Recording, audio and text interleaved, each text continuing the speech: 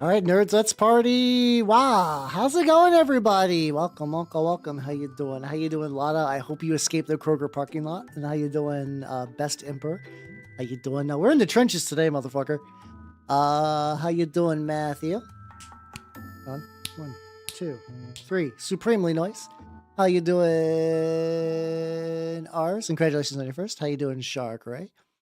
How you doing, Jay? How you doing, Steve? And yeah, I saw that. You got the whole squad with me in there. Yippee, yippee, yippee, yippee. Let's go, let's go, let's go, let's go, let's go. All right, trenches. I did the hard thing today. What's wait? What's the hard thing today? Nande. But yeah, hopefully you guys are having a good time. I was stuck in traffic for like 20 minutes today, but otherwise I'm doing pretty good. Oh, it was just real bad. Once again, I live in an area where nobody understands how snow works. Even now that the snow is starting to melt, no one knows how snow works, and it makes me big sad. What do? I paint rats. I have painted... I'm gonna say this is like... a fourth of a rat. It needs a lot more base coating and other stuff, but it's getting there. I'm gonna be honest with you, Chief. I don't see a lot of rat painting going on this year. I have so many other goddamn projects. I think rat painting is gonna kind of sink to the bottom of the list, if I'm going to be honest. Banks, close eye counts. Ooh, oh, that sounds like a huge pain. I'm glad everything it worked out and is mostly done, because that sounds fucking awful. How you doing, Giddy? They had a good year back in 2024 when the Skaven box came out. Right now, though, I am still on the... Well, the funny thing, what is Hal's disease? I almost reflexively said autism. That's not right. I don't know. I don't know if I have like a good disease other than being a VTuber. I don't know how you could communicate that via Mini. I would not paint a single rat. That's also not true, though, because I also do want to eventually paint my entire Trench Crusade, not Trench Crusade, Mordheim warband. So that will happen at some point. I just don't know when. I don't know when the fuck that's gonna happen. Yeah, that's true. Anything can be a rat if you believe. Whether that belief is healthy or not, it's up to you. You know, follow your heart. But no, I don't know. It's once again we're now back to sliding into the Hal paints rats is an ironic joke, he says, because he actually doesn't paint rats. I have to keep you on your toes though. I can't let you be like, oh, Hal paints rats or Hal doesn't paint rats. I need to have the option if one like random, like, I don't know. Let's say like a video game ends early on a Thursday, not this Thursday, but let's say a theoretical future Thursday that I could be like, surprise, it's rats. Yippee. That's like mostly true canon. It's like whenever people argue canon about like season 1 versions of shows. Also, it's just funny in general that like my God, I'm still thinking about like season 1. It's like straight up new 6 years of VTubing coming up soon. I have very little actual plans at the moment. I'm like, once again, I might just take it easy to stream Magic Pendulum and say fuck it. But I don't know, because like I have. Besides the new Live 2D outfit, I did have low poly Hal. It's been in the works for like a year and some change, and like I reached out to the artist. I was like, hey, is this it's like he would send me updates every now and then, like when I would ask, and I'd be like, is this happening? Is everything okay? And I'd get like a couple of updates and I'd be like, oh, cool. And then nothing. And then nothing. And I'm just like, oh, okay. So I don't think I'm gonna have anything extra funky special planned, but who knows? I do. I mean, that is what this guy is. That is what this rat is, you know? Bottles of water. Ooh, that's a 90. Oh god, okay. How the fuck is all that $95? I guess I never questioned Lotta. Do you live in Burgerland, or is this like an Australian thing where like Aussie dollar dues are worth like not very much? I'm sorry, that's just the way it seems to be a lot of times. She should be out here for Sarkhan. I haven't even used the Sarkhan in a while. Once again, I've decided to go Sultanate because that's what my local scene needed, and I've been enjoying Sultanate. Also, I don't know what keeps happening in the games around me. There's people that are like, yeah, game 1 and 2 weren't really bad. I'm at like 500 points in game 3. I'm like, oh god, you should probably reinforce. Maybe, unless you got like something really cool that you're holding out, because that just sounds brutal. So how you doing, Hug Your Dogs? How you doing? Oh, I know what you mean. So like the I don't really watch Midwinter Minis. I know there's like a bunch of weird shit, especially like I think he cheated on his wife and just kind of kept going, which is not a good move. But I know at one point, like I think he just did like, this is what 100 layers of paint looks like on a mini, and I do remember he did like 100 layers of Ard coat on a Daemonette, and that was probably the most I've ever enjoyed his channel, because it's like, oh shit, look, a thing, neat. Central Burgerland. Oh god. Well, my condolences then. The mighty Burger Buck apparently has fallen. Oh, also, if like, I'm gonna be honest, for some reason today my usual music playlist thing is broken. It keeps saying that we're just listening to like Busta Rhymes version of Dango Daikazoku. I don't know why. I wish I could tell you why. I wish there was a good reason for it. I probably just need to reset my PC. But if that's the only thing that's going to act up the stream, I don't care that much.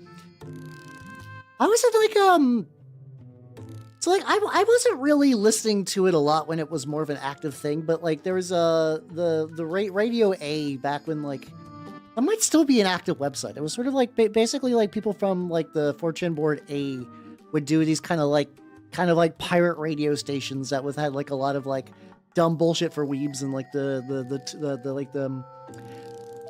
I forget exactly the run, like how long that ran for, but definitely into like the mid 2000s, and then probably I think early-ish into the 2010s. I was there for a little bit of that, but like the tunes are nice. You get a lot of like classic anime stuff, a lot of like meme bullshit from there. It's nice. It's like a cozy blanket of stuff. It's nice. Yeah, no, I was feeling nostalgic, because I was like, yeah, let's listen. And it opened immediately up with the Busta Rhymes remix of Daikazoku. Okay, let's go. Down for it. I have not read Clannad yet though, but like out of the sort of like the archetypical like these are required reading VNs, I think that one's kind of like lower on the list. I think that one's like a bit lower on the list than the others. So like maybe someday. But it's probably not going to happen compared to like I still need to read more Shizuku. I was on a big Shizuku kick, and I just haven't done much in a while. How you doing, Dr. Anime? I'm gonna be honest. I've watched Jackie Chan Adventures, but I'm blanking on who Shendu is off the top of my head.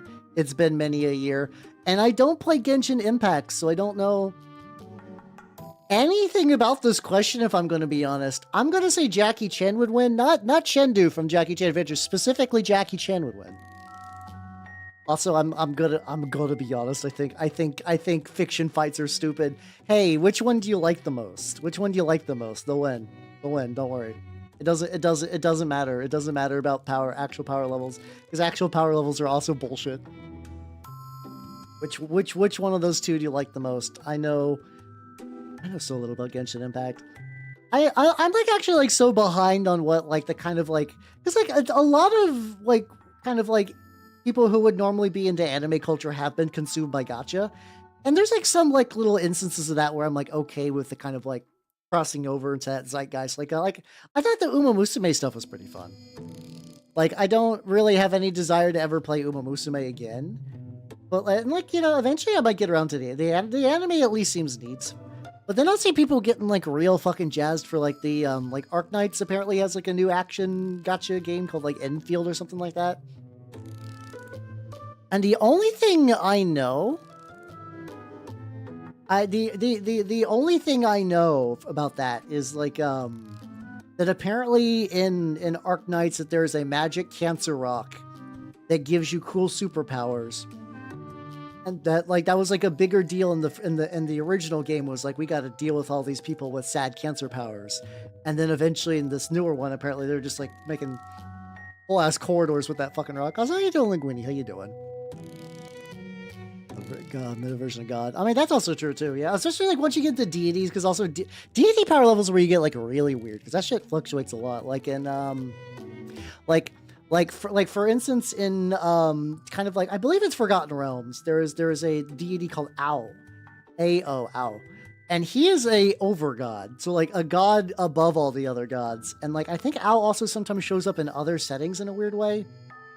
It's been a while. I used to be like way more involved in default D&D. Like when I say default, I mean like not homebrew D&D pantheons, because I always thought those were pretty neat. How you doing, Thought Criminal? Howdy. Also, Lunar Win, howdy, and enjoy your lurk. Like, especially, I guess a lot of it was because I would see cool shit like in Dragon Magazine where they would have, oh shit, it updated, let's go. I was worried. I was worried it was going to show the same song the entire stream.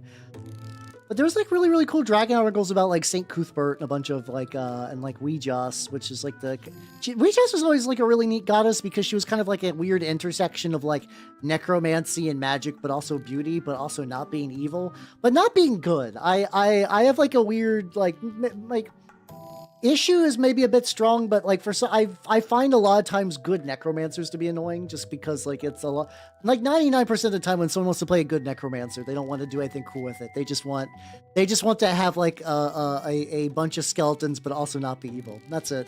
That's really about it. I'm gonna do some like rust effects on these two guys. This guy's got like more metal. This guy's got more metal than this guy, so I'm gonna be using this dark flesh tone because it's kind of warm. Yeah, because I remember, if I remember with Ao, I don't believe you could actually get spells from him sometimes. That always seemed to change a lot, you know? It's always like, whether you got spells from a deity kind of fluctuated. But I used to find that stuff was like really, really neat. I guess it's also the first time I was really super like aware of fictional pantheons. Like, I know if someone wants to put on their like atheist fedora glasses, like how every pantheon is an atheist pantheon, but you kind of know what I mean, right? But the idea was just like a wholesale like explicitly fictional deity and all the kind of like the ritual practices and the way their like followers live their lives, but also like what magic spells they got, which I thought was cool. I still think that's cool. It's just that type of cool now that I don't actively seek out. Yeah, he always kind of like, Al always kind of felt like a thing that was like you know, 99.99999% of campaigns would never have to do anything with Al. Like realistically, Al is just funny background trivia more than anything else. Like just like such a non-entity. But I always found stuff like that fascinating to read about. There was also like back in, I don't know if modern D&D has an equivalent of this. But like during 3.5 era, that was also really big into that, like everything, nerds heckin' love HP Lovecraft. I think they still kind of do, but like in this, but like not in the same, like, I think there are people that still like HP Lovecraft, but like there was definitely an era where like you could go to a Hot Topic and walk out with a Cthulhu plushie. You still can, I believe, assuming you can find a Hot Topic, but like it was definitely more of a thing.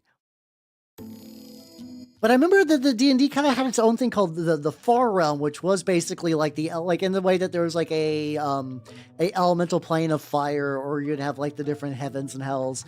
There was just like the weird, hard to get to plane of HP Lovecraft bullshit. What's there? Aberrations and a bunch of weird stuff. But I always found that weird stuff fascinating because it was always kind of like given that tinge of like this, the reality shouldn't have this. Like if you go here, you're violating some kind of fundamental tenet of the universe. And I always found that really fascinating, because it's always like an elf scientist decide to use forbidden magics to try to crack a hole into the Far Realm, and usually you just kind of turn into like a weird squid thing because, you know, nerds. But also, like, there was some cool shit from there. I quite like the Kaordi, which were a species that basically kind of reverse colonized, where like people burst a hole into the Far Realm and they came over and they kept trying to make the world into that. Okay, so there's a bit of that still, and that's good to hear. That's good to hear. I wonder how much it is actually though. Like I know the Great Old One exists, because that did sound familiar, but I didn't know if there's actually like still they're explicitly in like the Far Realm, or if it's just like there's an unknowable thing that's giving you sweet spells, I guess. Oh yeah, no, Florida fucking explodes constantly. I feel bad for Florida sometimes, but also a lot of cool people in Florida. So like, you know, I hope everyone from Florida's safe. Not that I don't think anything is going wrong in Florida right now, but that could change. That could change. But yeah, I'm okay with it taking backseat. I guess also too, the weird thing is like there was always kind of like, also, how you doing, Oni? How you doing? I wonder how much of like that kind of like falling apart though is like the inherent switch of D&D 5th edition to being more like, hey, you buy adventure paths and you run this. That's what you do. That's how this edition works. Well, previously it was like, here's a bunch of tools we're going to sell you because we think we can get money by selling you tools, which I love that style. I love the style of sell me tools. I will buy tools. Like, I know that you could go with the idea that like, yes, expansion books were kind of dumb and predatory and like, you know, they weren't balanced very well. And like, you know, a lot of times things would be, and like not even balance necessarily is always broken. A lot of times the balance was like, this is garbage. Like no one would play this. It's not even a cool idea. They'd be like, this is a class that you take 10 levels of it if you are a wizard. 5 of those levels don't give you spells, but they give you a dagger. Whoa. I'm just kind of making up a theoretical one, but a lot of them were like that. They would give you some like very, very niche upgrade, and then but like the consequences was you didn't get spells as a wizard. The class that casts spells, like that would be insane in any other game where it's like, or like any other sort of setup. Like, imagine that like you're playing like a thief, and I think they kind of had this too, but like it wasn't as crippling. Like, yes, you're playing a thief. Now imagine you take an advancement to the thief, where you trade up being good at like thief things, like sneak attacks and like, you know, trap disarmament and a bunch of other stuff, and you get banjo. You get banjo once per day. You can summon a banjo, and that's your class feature. And you're like, why would you do that? That's kind of the tier of a lot of 3.5 stuff. I legitimately wonder if in like the our current age, if someone has ever done like ranking all of those sort of things. I guess it's also tricky to do because like 3.5 like jerking off the numbers really doesn't feel particularly good if you're not actively playing 3.5. Like, I'll sometimes go back and read some of my old 3.5 books, and there's like, you know, there's some cool ideas, but there's also a lot of time where you're just like, if I'm not actually playing in a 3.5 game, this is just like mathematically generated filler. Some people do that too. There's that sometimes you do run into that where it's also like, you know how there's like a lot of nerds that will specialize in like a very specific thing? There are nerds that are very much into like fictional economies, and that's nothing inherently wrong with that, per se. The trouble always comes whenever they see like how fucking nonsensical like D&D's economy is. It never makes sense. It's stupid. And I'm not even counting stuff where it was like in some editions of the game, it was actually cheaper. Like a 10-foot pole would cost more than a ladder. So like the kind of like, oh, I'm going to like, you know, rules is written, not rules is like kind of like someone would actually do. Would be like, okay, I'm going to take this ladder. I'm going to break it in half. Now I got a bunch of little wooden rods. These are useless, but now I have 2 10-foot poles. Now those are worth money, and I'll sell them, and I'll buy a ladder. Infinite money, baby. Let's go. But that kind of stuff was always dumb. Yeah, I don't mind the magic number increase. For me, it was always less about like, I thought some of the prestige classes from that era were cool because they introduced cool and neat ideas for you as a player to do. But they were implemented poorly. Like I'm actually okay with like DR being overhauled the way it is, because a lot of times it's like, well, you're a fighter. Are you fighting a demon? Oh, did you have a good magical silver weapon? No, I guess you just don't do damage now. Haha. I forget what prestige classes I really, really liked. I would need to go back and look through some of those. I thought Alienist was really cool. It was not like super great, but I just kind of liked the idea of a wizard sort of turning all like kind of fucked up and kind of like supernatural. Speaking about like Far Realm stuff. Oh god, it's been This is the dumb one, but I really like one of the iconic, like, they didn't think this through, was the Hulking Hurler, which I also enjoyed for stupid reasons. Hulking Hurler was a class whose idea was, hey, what if throw real good? And the problem is, at the time, throw real good made sense. Like, it's like, oh, that's a fun thing to specialize in, you know? But like, if there's one thing, if you're ever a DM, one thing you're going to run into, like, basically nigh constantly, is players love throwing other players. It's in their blood. It is in the very nature of a player character to want to throw another player. And you could do that with Hulking Hurler, but also, oh yeah, no, that was like one of what's her tits? See, Tiefling Lady. Tiefling Lady had a throwing build that was pretty legit. I remember iCarly, yeah, iCarly had that. She was pretty good. Oh no, I don't remember her name. She was fine. She was fine out of 10. Motel is the one for it. I mean, I wouldn't play Lord of the Rings because I don't think Tolkien was like, I have recreated the economy from scratch perfectly. He was more like, I recreated a language from scratch perfectly. Here you go. That was more his shtick. I don't know. She was fine.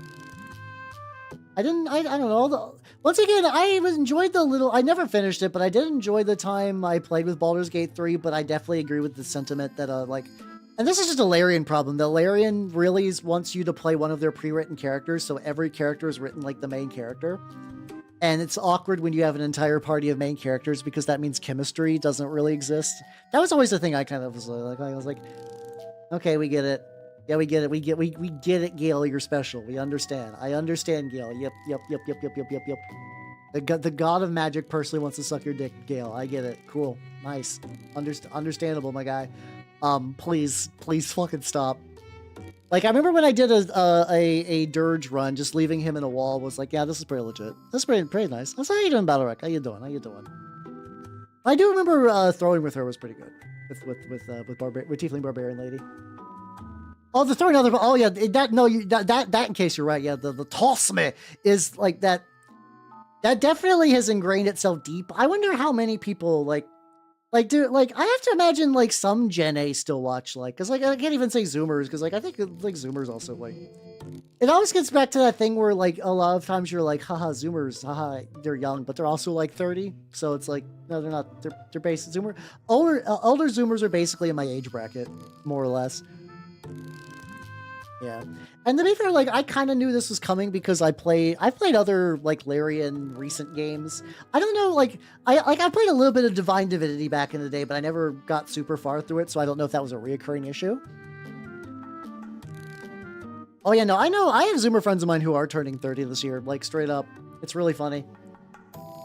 So it's like I can't even. I have to clarify Gen A because they're the ones that actually are like young-ish. But even then, that age gap is. I guess that's the tricky thing with like how short the generations are, where it's like, yeah, no, it's like everything is collapsed except for like the really higher tier. Like no one mentions Gen X very much anymore, which I think is very funny. Yeah. Yeah, I think it's like I've always kind of heard the Zoomer break off as like, if do you remember 9/11? And I think there's probably got to be a couple Zoomers that remember 9/11. How you doing, Marfin? How you doing? We're talking about 9/11. No, we're not actually talking about 9/11. But let's want to try this too. Yeah, there's a lot of a lot of media made by Gen X, that kind of like edgy 90s, 80s stuff I find very endearing now. And like, I was around when it was new, I just wasn't old enough to appreciate it. So like every now and then I'll be like, oh, this is cool. This is neat. Yeah, that's also true too. Yeah, I guess it used to be like a much bigger gap, and now we just kind of call like every so often we just deem a new group one. Yeah. They sit there talking during their lunch. I don't know. What was I doing during lunch? Honestly, I skipped a lot of lunch in high school. I skipped lunch because I was given money for lunch, and I was like, you know what? Instead of eating the pizza brick, I can just save my money and maybe get like a milk or like a soda or something. And then I can go and save it for magic cards. And sometimes like I think back, I was like, you know what? the fact that I was not a hungry skeleton is kind of amazing. I was absolutely a hungry skeleton for many years of my life. I've normalized since then, but but at the time I was like the hungriest skeleton who ever lived. I'm like, I'm surprised I didn't die, honestly. Oh yeah, no, there's a lot of night. I think one thing I do enjoy about 90s Edge is even when it's stupid, I appreciate earnesty a lot in my media. And I feel like, at least for me, a lot of the Edge, like, mind you, not all the Edge is earnest. But even a lot of the, like, irony Edge is, like, is coming from a place where they thought they were doing something really kind of cool. Like, I think about Human-Occupied Landfill a lot, the fact that they just made, like, a bunch of edgy, dumb bullshit. But it's like, I think at the time they assumed that they were, like, you know, like, yeah, check out how cool we are. Check out this cool thing we're doing. Like, because of how the world, yeah, no, yeah, movements are just, also thank you for the little, the pepperhead lad. Yeah, let's go.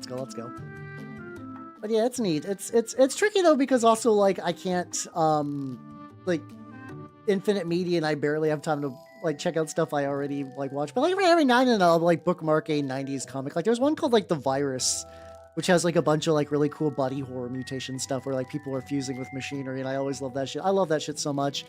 How you doing, Big Gun? How you doing? Welcome. Which is why I'm really, like, not jazzed about the new Mutilators. The new Mutilators, they look fine, but Games Workshop doesn't understand the fantasy. Which, let me explain. Like, for me, for minis, is that usually there'll be, like, what for me works with the fantasy is that a mini will have, like, an idea it's trying to convey. And if it conveys that idea well, even if I'm not into it, I'll be like, okay, that's pretty legit. Like, for instance, the Red Corsairs, the idea that, like, renegade, like, recently fallen Chaos Space Marines was nailed, you know? A lot of older marks of armor, a lot of, like, kind of, like dingy and, like, kind of, like, scarred up, but also, like, not covered in Chaos Stars. I was like, okay. Okay, so I guess it's just every other song is just gonna get, like, fucked up. This is definitely not Black and Yellow sketch, but that's fine. How you doing, Big Gun? How you doing?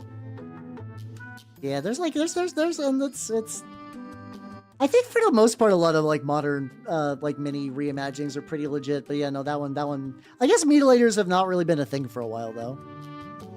Killanoid. Oh baby, let's go. Yeah, no, I really just cannot catch a break. That's fucking brutal. Like Anointed is not, like, the worst thing to lose turn one. But the fact that it's strong and probably has, like, a bitchin' gun means it's like that could be a significant amount of force left behind that.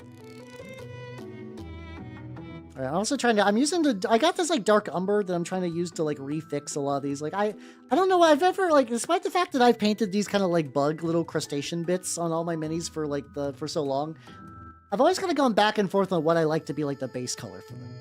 How you doing, Shasra? How you doing? Welcome.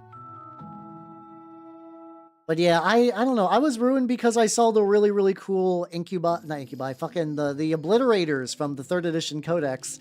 And they look so good. They're like that perfect fusion of, like, demon and flesh and man and robot and gun. And I'm like, perfect. And then like the current models you can buy for Obliterators are just like chunky mutants, effectively.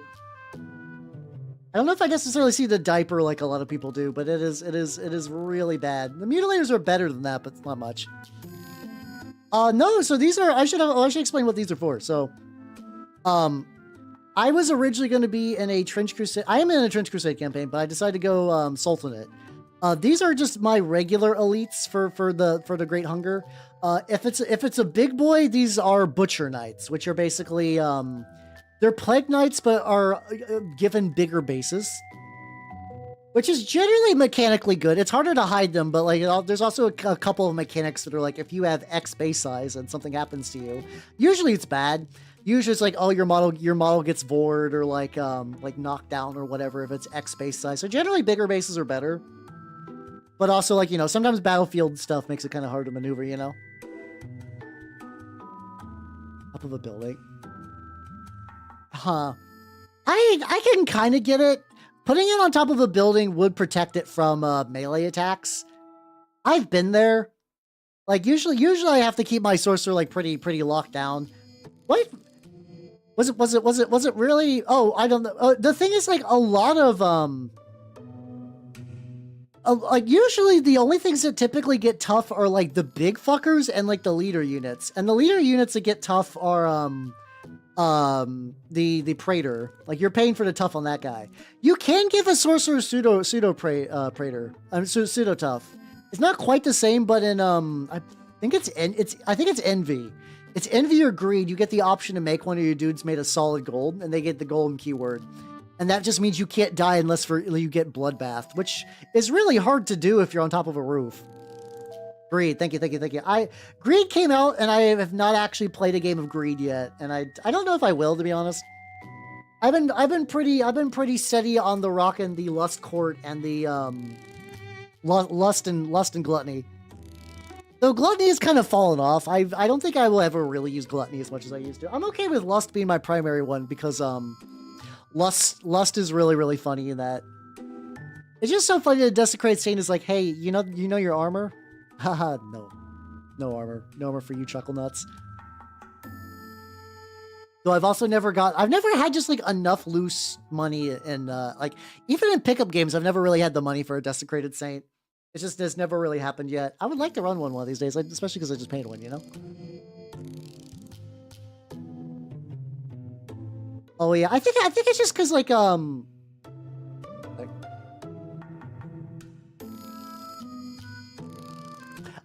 I bet that's what's going on. Okay, I think it was switched to music video mode for me, which was getting weird.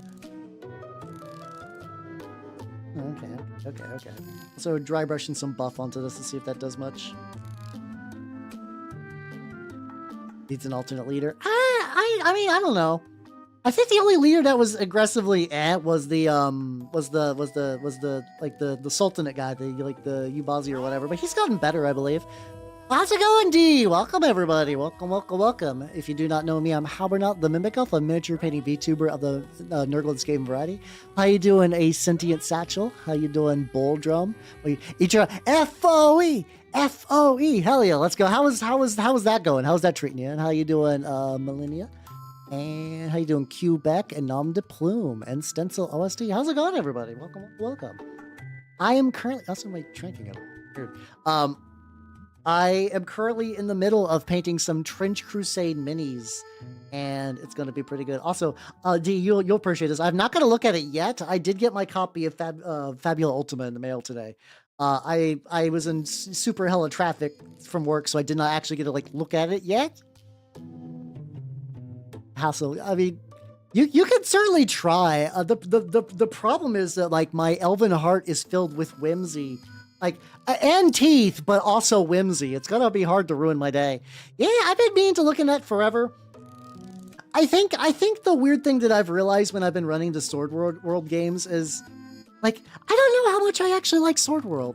I've been thinking about this recently. And it's like I think I like the idea of Sword World, but I think like whenever I run it, I'm just not feeling it. Mind you, I also think part of that is just because I've been running the default Sword World setting, and I do tend to like chafe against like pre-published settings. So that might also be part of it. But I was like, I think Fabula Ultima would be kind of what I'm actually looking for there.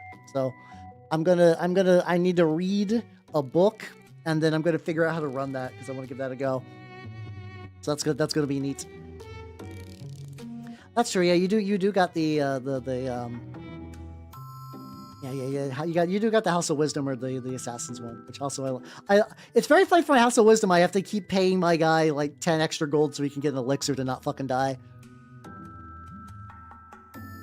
Yeah, it's like very classic, and like I do every now and then get some tinges of like the things that I found warm and fuzzy about 3.5 back in the day. But I'm just like, I don't know. It's just it's like when I put together the sessions for it, like they turn out fine and fun because I like the players and that's good. But I don't think the system is really getting me much. So I don't know. So I do think I will be running Fabula Ultima soon. I've really had I've been stewing on an idea recently of a fantasy setting, which is like kind of do that really anime like haha there was a Dark Lord and they won, but basically that everybody sort of had to like get on boats and migrate to sort of their setting's new world where they don't know what the fuck is going on there, but everything is fucked back home, so like that's their only shot. Kind of started off with like kind of like the missing Roanoke colony where they're like there's a city here. Where the fuck is everyone? And then kind of expand that out into something a bit more like fantasy-ish. I think that would be neat. I've been thinking about stuff like that for a while. It is very 2000s, yeah. Which you would think also too. It's like, I guess that is the reason too. Which I was like, it reminds me of the warm fuzzies from 3.5. But I was like, yeah, but I don't run 3.5 anymore. Back in the day, I would. Not recently. Yeah, how you doing, Sam? This is a butcher knight. Yeah, this is the butcher knight. I got 2 of them. All these are bestiarm parts except for this guy's head. Oh, and this guy's head. These are like turnip heads on bestiarm bodies. Because that's my shit and I love it. Hold on, I need a very specific orange. Do I have it?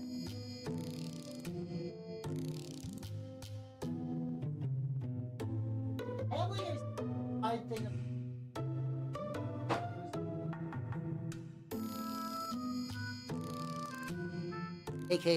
AK like, I guess if maybe if you're like a couple of sojus in, this might be a stigmatic nun. You know, depending on what you're feeling, I'm not gonna judge.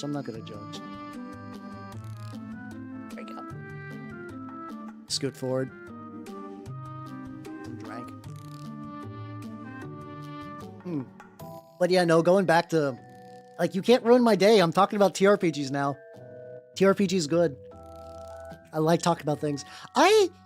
It's funny, I very rarely actually name my minis, even though, like, I'll have, like, I'll have stories set up for a lot of them in, like, a very abstract sense, but I'm very rarely like, yeah, this guy's named Philip, you know? I think it's just because, like, I'm just kind of used just to kind of, like, waiting last second to get, like, a name that I really vibe with going, and otherwise I can just kind of do whatevers. But yeah, no, like, I think the only character that I recall actively naming is because I have a dirge warband called the Tetratoma of Saint Catherine, and the leader is Saint Catherine. I'm sure there's actually a saint named Saint Catherine, but I'm just also using the name Catherine because it's cool. Here I was down. Hell yeah, I was legitimately, I was probably gonna ask you for that. There's at least 3 specific people that if I'm like, I'm gonna run Fabio Ultima, do you want in? I figured you were gonna be on there. I didn't even question. I was like, yeah, no, it's gonna happen. It'll be real. Ooh, there we go. This is looking pretty good. Suck it, Ags. Hey, let's go. I mean, to be fair, eyes are really bad. In general, you just want as sharp of a brush tip as possible. And it's like, sometimes if your brushes are kind of scuffed up, that's just gonna be kind of hard to do. And there's not like a great way around that. There we go. I'm just getting, it's been a while since I used this kind of like rusty orange. I'm just really pushing there. But yeah, and that's like my dirge warband. For my Great Hunger, really, I don't have much. I'm also kind of like weirdly into the idea of like almost kind of like emergent story for my warbands. Like a lot, like not even the context of a game. Like I got my word bearers, guys. And I was like, when I inherited a bunch of like Sons of Horus from a swap meet, like my first thought was like integrating them into the lore for my army. I was like, that's a cool thing that I enjoy, but also like that was not organic. That happened because I acquired models. I would have never included any idea of any Sons of Horus in there if I wasn't just like acquiring models. But I did, and it turned out neat, and I kind of like shit like that. So I don't know. I'm forever guilty of the idea of thinking like, boy, howdy, someday it'd be cool if I like wrote all my like various army lore down. And like, I don't know. Maybe it'll happen. Maybe it won't. I feel bad because I feel like a lot of times I was like, I'm very big on accidentally saying like, I would like to do this someday. And then like, I guess at least for me as an older person, the foreverness of someday is very vast. Like I've had minis that I've had in my collection for years and then I painted. And like, technically when I said I'll get around to painting this someday, I wasn't wrong. It's just that like, not in the way that would be appreciable as like, oh, you should get around to that at some point. Like recent-ish. So like maybe I'll get around and eventually write down my lore. Like if it takes me 4 years, is that a big deal? That's still within the kind of parameters, It would be the forever someday. Well, like I got games I've been on that's on my forever. Like something like I've been thinking about like all these like kind of like, so I've been like like there's a lot of kind of like seminal works of like anime and VIDs and stuff that I was like, I'll get around to someday, and I never really did. Like to this day, I have not gone through the original like Fate Stay Night from like I've just never done it. But I keep thinking like I would like to do that someday, and it's like when is someday? Like would it be a big deal if like when I'm in a fucking the fucking home, I got a laptop, they put me in the corner and they're like, oh, old man Hal's watching his Chinese cartoons again. I think I don't know at that point like how like what the current state. That's always I guess the thing too is like even though like anime is like relatively like maybe not like popular but known-ish, VNs I think still got that niche status for a while, which is probably all right. Dream of such a retirement. Yeah, I do sometimes wonder about that. Like what I don't know what it's gonna be like being like 60 in the future. I don't have any prognostication of what that's gonna look like. I'm for context, I'm currently 35, gonna be 36. So I'm like I'm getting on in years, but like not to like a huge crazy amount. But enough, I'm like, oh man, what's it gonna be like in the fucking like the fucking otaku wing of the nursing home? Which kind of sounds like fun, Like if you ever hear stories about old people, they mostly just kind of like do drugs and fuck, and they just play backgammon. Like, is that such a bad life? Is that really such a bad life? To just do all those things and just kind of chill? Mind you, you gotta like live that long, and then also just not like pros, you're doing all that. Cons, you got blood exploding disease. So it's like, well, okay. The chainmail, very not painted. Like, I've worked on these guys. I worked on these guys previously, and they are very, very slowly coming together. The one thing I need to do is I need to glue these motherfuckers. These are my. They're not called corpse guard in this army, but they're functionally corpse guard. It's like whatever their version of corpse guard equivalent is. I need to do the baking soda. By the way, D-viewers, if you ever need to glue something really, really good, really, really hard, the pro tip is you take some super glue, and then you take some baking soda, and that will lock that shit in there. The major con is that, like, besides getting baking soda everywhere, it does make it get like a bit of like a crusty texture, which, mind you, like, for what I do, that's a feature, not a bug. But if you're trying to do like, I don't know, like a clean gunpla weld or something like that, this is not the technique to use. Still very, very nice though. Life a second time to reach 60. I don't know. I'm always looking forward to the future. Kind of. I feel the whimsy and joy for life. Like I do like it. I've never really ever like. There's times that I wonder about like the future and whatnot, but I don't think I've ever really gone that like everything sucks and life is pointless and dumb, and if you enjoy things, you're fucking stupid. Can I explain the science? Sure. So the science is I saw it on a YouTube video by Miscast Trent, and I copied it, and I did not question anything about it. That's the science. I'm sure there's like a legitimate like chemist thing that you could say to be like, oh yes, it causes like crystals to form, and those crystals kind of give extra structural integrity or whatnot, but I don't fucking know. If I was a chemist, I would probably be doing other things with my time. But I'm okay with that. I'm okay with not being a chemist. I like painting my little... Not, mind you, not that there aren't chemists that do like mini painting and whatnot. I don't know. I kind of sometimes think of them as like kind of like doctors, where it's like I was asked to be a doctor by my family a lot. They're like, "How? Please be a doctor, please." It's the money smart thing to do, and I just never could. I just don't think I ever really could.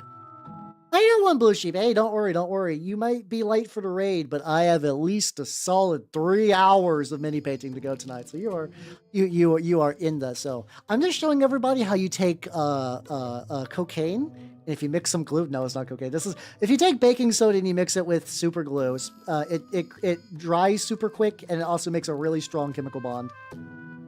Not chemical bond. Chemical bonds would be like if you're using what's it called? That's like if you're using plastic glue, which straight up just like chemically welds two pieces of material together. Like not that there's anything wrong with that. Like that type of glue is really, really nice. I actually don't disagree. Like, there are people that want to be doctors to help people, or even like, you know, I'm okay with that. Like, kind of like, oh, my ex relative got X disease and died, so I'm here to fight that back. I think that's cool. But yeah, I think a lot of times it's always sort of been that, like, growing up, it was my, like, oh, you're a smart boy, Hal. You should do the smart boy big money job of doctor. And I'm like, I don't think I want to. I don't think that's right for me. How you doing, Casual Maker? How you doing? Welcome. Like, it's like, and I don't, and like, mind you, I've had a very rocky life up until this point, so I don't know if I, like, regret not being a doctor, but, I only got one try at this life, and at least so far, I'm having a good time, at the moment, at the very least. Oh god, no, Gundam. How you doing, Zeta? How you doing? I'm gonna be honest, I know very little about Gundam. How you doing, Casual Maker? And how you doing, Meister Miller, though? I'm doing... Hey, there we go. I'm jelly. I did not get a lot of the new Maggotkin wave. Mostly just because Games Workshop personally hates me, and they release cool things when I have my money pre-spoken for.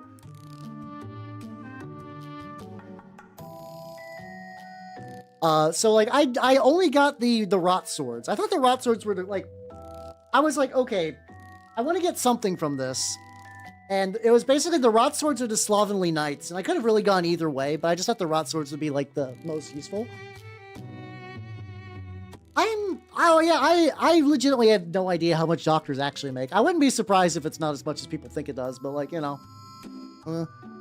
Oh yeah, no, Festus, there's there's this, like, I don't remember his name, but there's, like, I follow a decent amount of, this is actually, like, a really nice thing, too. Hey, if you're ever like, boy, I like X hobby, but when I go onto Twitter, I weep. I have the answer for you, my friend, and that answer is, follow a bunch of Japanese people who like the same hobby. I assure you, you're gonna have a great time. Japanese Warhammer Twitter, mwah, chef's kiss, it's perfect. It's people goofing and painting models. It's exactly what I want. It's so good. And anytime Games Workshop does something dumb, or anytime, like, anything that happens that could be drama, whether G-Dub's actually fucked up or not, I don't have to see it. It's great. I have to go looking for reasons to be angry. It's nice. It's super nice. I don't want to look for a reason to get angry. They still come to me sometimes, but it's at a much reduced rate. There we go. Like, I didn't even see the whole female custodians drama for like a couple of hours. Because they mostly, it was just people like just talking about like the cool like Red Corsairs and stuff like that. I have done like here's my Gundam experience. I can tell you, I can sum it up. I watched Gundam Wing when it was new on Adult Swim, but I remember very little other than Epion is cool. I really like Epion. And I also started to watch the OG Gundam series, and I stopped. Once they reached Earth, which is not super far, mind you. Not that I disliked it or anything. It's just that I have terminal dropping syndrome where I'll just like not stop watching something or playing something that I enjoy. Do I pay attention to third party? Not super really. I know some of the Westphalia stuff is good, but I've also had some like weird instances where it's like some of their stuff seems kind of weird. Like Red Brigade is fine, but this is also like slightly too long for what I want. But I vaguely. This is a fucking. I've been trying to find this song forever. It's a fucking Maria Hulk ED, really? Huh. Okay. I didn't think about that for a while. There we go. And but yeah, so I did that, and then I watched a little bit of the OG, and I stopped it. I would like to get back into it though. For Dirge, I used to do 2 nights, one of them with the urn that was not the leader, the executor. But I've also not played Dirge since like it was still in like kind of sort of beta when Dirge dropped. So like when I was last playing Dirge. So I am very behind on Dirge knowledge. I don't know if I would actually be much help. Like when I last played Dirge, compound eyes helmets weren't a thing, and I don't know if those are actually a thing in Dirge or not. I know they're not in the Great Hunger, but that's fine. How you doing, Dark Muffin? How you doing? How you doing? Welcome. By the way, for a 40-year-old anime, that's oh wow. Spoilers. That's fine. I did not watch Aurelia's new model debut because I'm fairly certain she did that like during the day for me. A lot of cool VTuber things are done during times that as a working adult are impossible for me to see. But I did see the reference sheet and it looked really, really good. Hell yeah. I was wondering what was going to happen like with that, like if it was going to be like a bigger redesign kind of whatever. But no, it's like it's kind of like that like there's a type of VTuber redesign where it's just like sort of like crystallizing the idea with a bit more of a budget and like resources and stuff. Which is, as far as I can tell, that's what Aurelia's designed. She's got a helmet though, which is cool. I don't think the previous model had a helmet, which is legit. But yeah, kind of like a refinement thing, and like that. Honestly, that's what. Let me get a shittier brush to glue some of this in before I fuck up something potentially. But yeah, sometimes you'll get radical redesigns. Like I've been pretty consistent though. I am. The new armor howl, which is like, I don't know fully where I'm gonna sit on that being like an alternate outfit or that kind of being like a sort of like the new standard, I guess.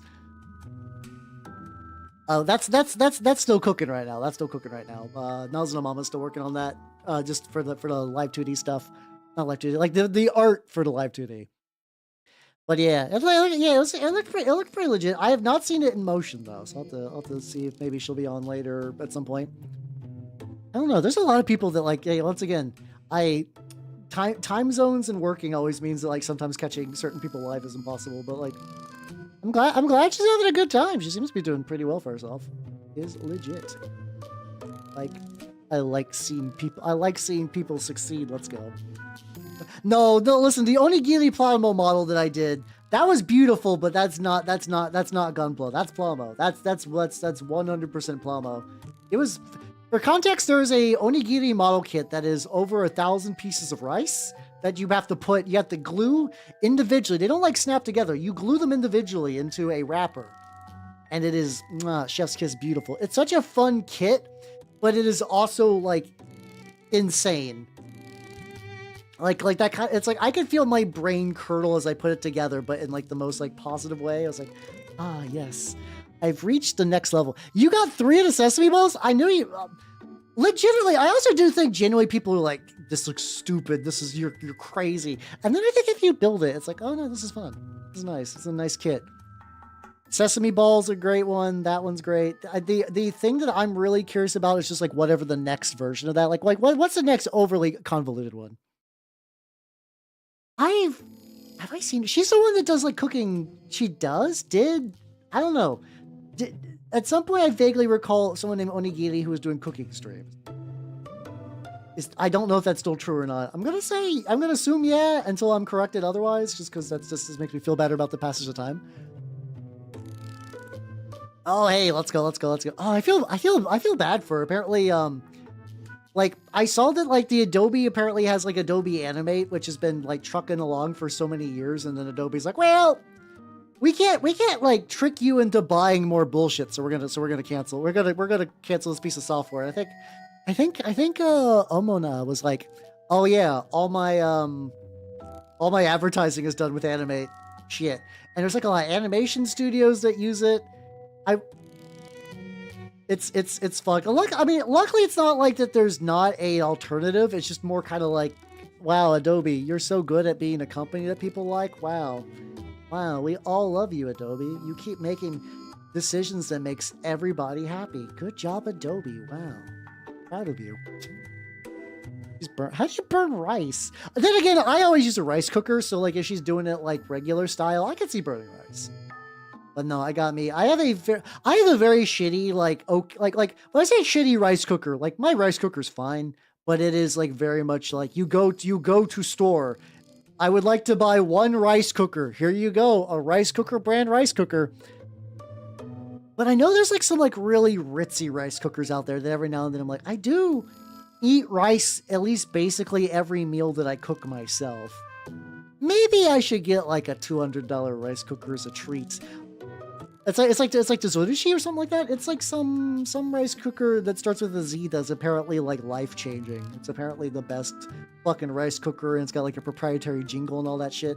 It's got all the stuff you need, you know. It makes the rice, it sings at you. You don't need anything else on a rice cooker. But I also know deep in my heart, if I got one, I'd be like, does this rice taste $200? I don't know. I don't know. Rice mentioned. Yeah, oh yeah, there we go. Oh, as the rice seeker. What do you know about those like expensive rice cookers like the I want to say it's like the Zoruchi, but I don't 100% know. I can pronounce the Japanese with confidence, but I don't know if that's actually the right Japanese. I think so. Hold on, let me see if I can find this. I know if I at least like attempt to make a spelling of the name. Let's see.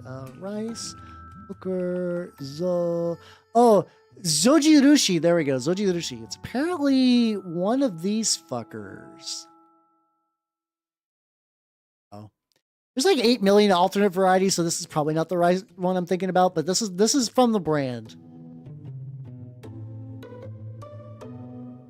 One of these bad boys. I mean, cooking in the pot's fine. I don't think there's anything like morally wrong with that or anything.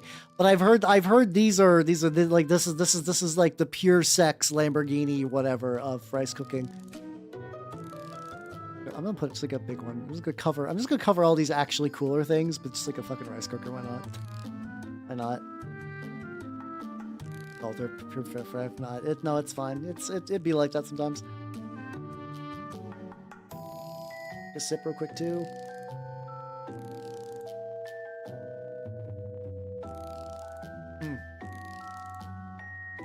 But yeah, I'm very boring and lazy with my rice. I get my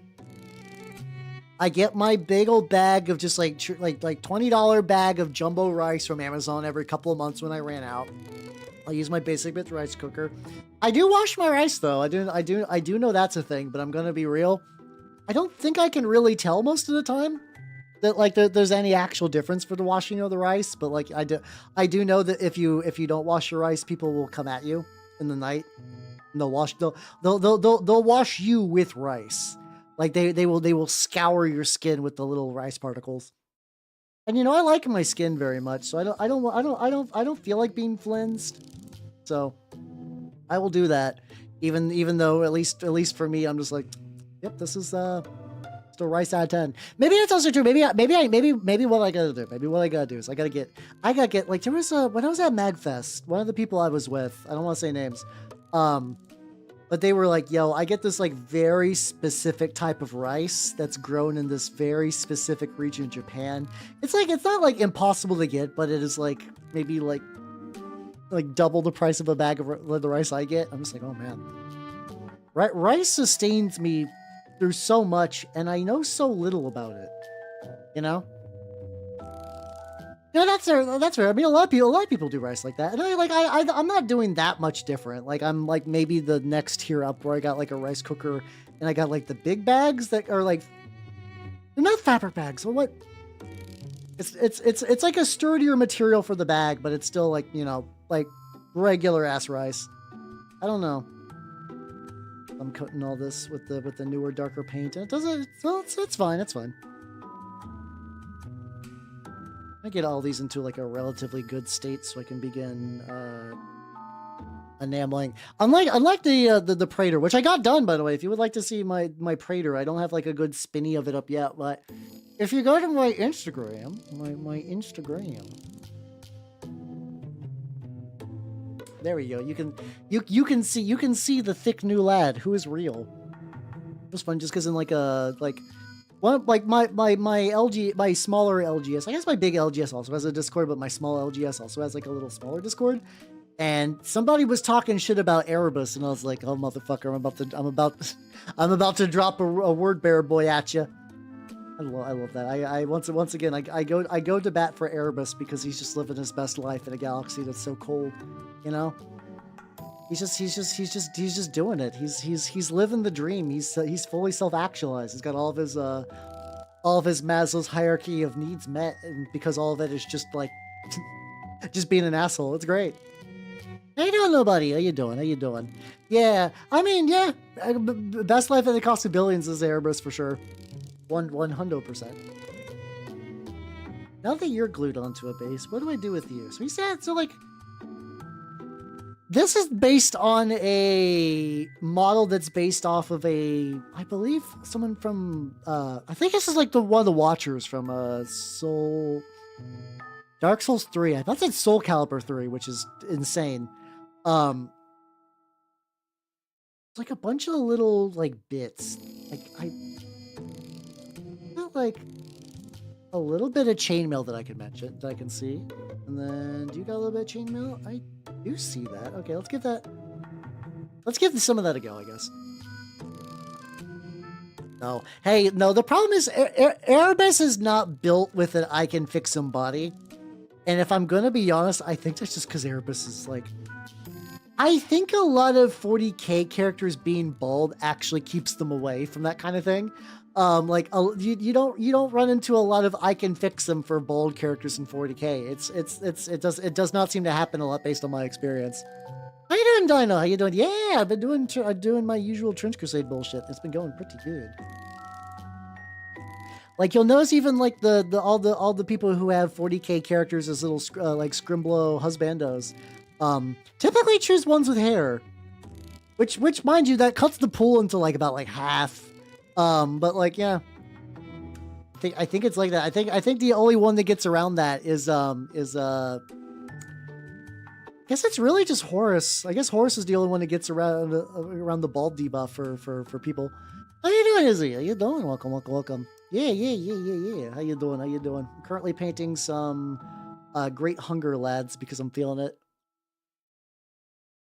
Well, no girl fix attempts. I believe a girl will attempt to fix you at some point. I believe. But yeah, no, that does seem to match what I generally see. It's like there are definitely people who will fix characters, but it does feel like you gotta get a certain amount of locks for that to happen. I could be wrong though. I mean, like it's not universal either. There are people that have different strike zones. There are enough people on this planet that you'll find a lot of people with a lot of different strike zones. This is not universal. What the fuck is the cross thing supposed to be? I'm actually legitimately trying to figure this out.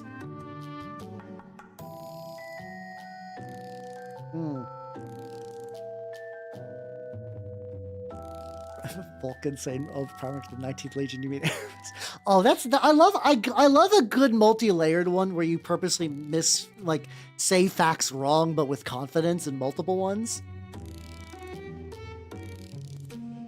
Like my favorite Ultramarines captain, and everybody knows that the Ultramarines are the 2nd Legion, is Sevatar. Sevatar is my favorite Ultramarines captain. Like, you say that, and I know at least 3 people just felt their asshole pucker intensely, and it's like, yeah, it's the fear response of just like someone saying something that wrong that confidently. You're like, oh no, oh fuck, that's not right, Hal. No, and it's like, I know it's not right. That's why it's fun to do.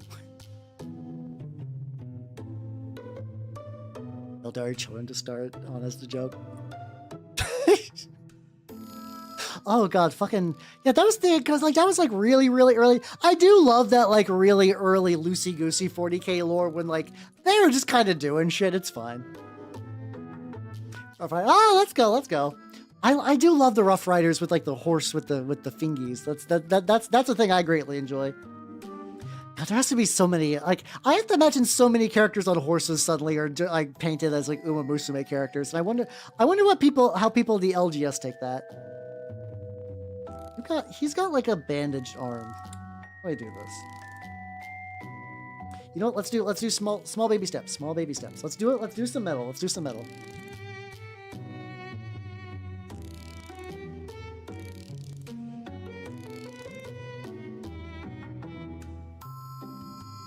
All right, there we go.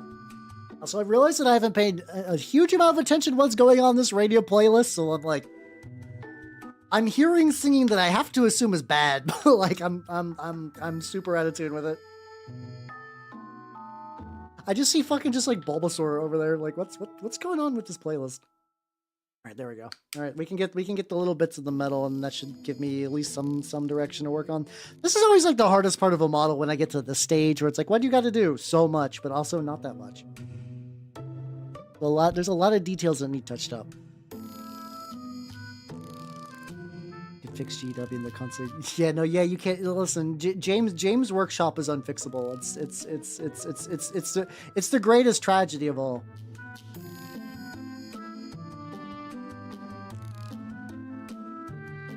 This is also gonna be another one of those, like, I bet once the enamels start hitting, I'm gonna, like, not need to worry nearly as much, but got that. That fucking bayonet. Okay, this is actually going pretty good. Oh god, yeah, no, there was like, I mean, maybe to be fair is a strong word, but I know like My Little Pony people have kind of like latched onto other like combo fandom things for a while. Like, isn't like, I don't know how true it is, but I vaguely recall at one point it was like one of the longest like written pieces of fiction was a My Little Pony crossover. Like, wasn't that, was that the Fallout Equestria thing, or was that something else? Where there's this gigantic, massive My Little Pony crossover fan fiction thing that was just like, mind you, I don't know how like good it is. For context, for me saying good, is like you can, like, if you feel like it, you can write forever without giving a shit. So I don't know if it was actually like, if it was like how much of that writing was actually like coherent and quality, but I know it was long. I know it was long. It's that kind of fictional work that can only really work when like somebody's like autism chakras are aligned and just like have like basically like their dream idea manifests, and they just feel compelled to see it through. I wouldn't be surprised if that's like still ongoing. Like there's probably like weekly people who follow that, and then just kind of like, it's like, there might be somebody who was like a brony when they were like fucking like 18 and now they're like pushing 30. Who just kind of like keep track on that because it's like, yeah, no, this is a thing I've done all my life. Like, I'm sure that person exists. What's this gun barrel? Gonna hit those other guys.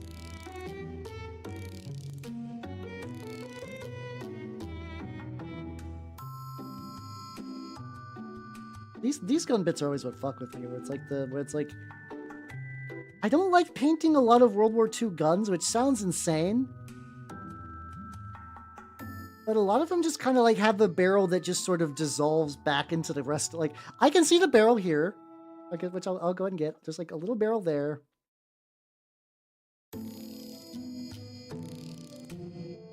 A little barrel here. A little barrel here. A little barrel here. I guess I could also paint it kind of rough. And then like once we get to like this side, it's like no real differentiation where is barrel and where is wood. So I guess I'll just kind of do that. And I can at least get like these little bits, sugar and whatnot. The back bit, I guess. Yeah, I mean, if you like horses and stuff, I at the time I've mentioned that like I had like no real connection to it whatsoever. Like you'd see like bronies being weird on the internet, but that was really my only connection to anything My Little Pony for basically my entire life, if I'm gonna be honest. Like it wasn't even like really a thing growing up. Like I had a younger sister growing up, but she was like far too young for what it would have been like a My Little Pony thing.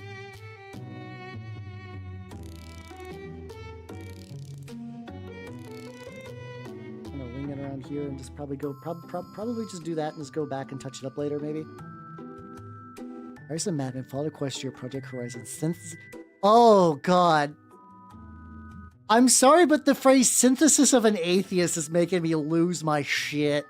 I was still kind of on that, like mentally on that kick of like the idea that like the Reddit atheist is sort of an extinct species already. The synthesis of the synthesis of an atheist. Oh my god.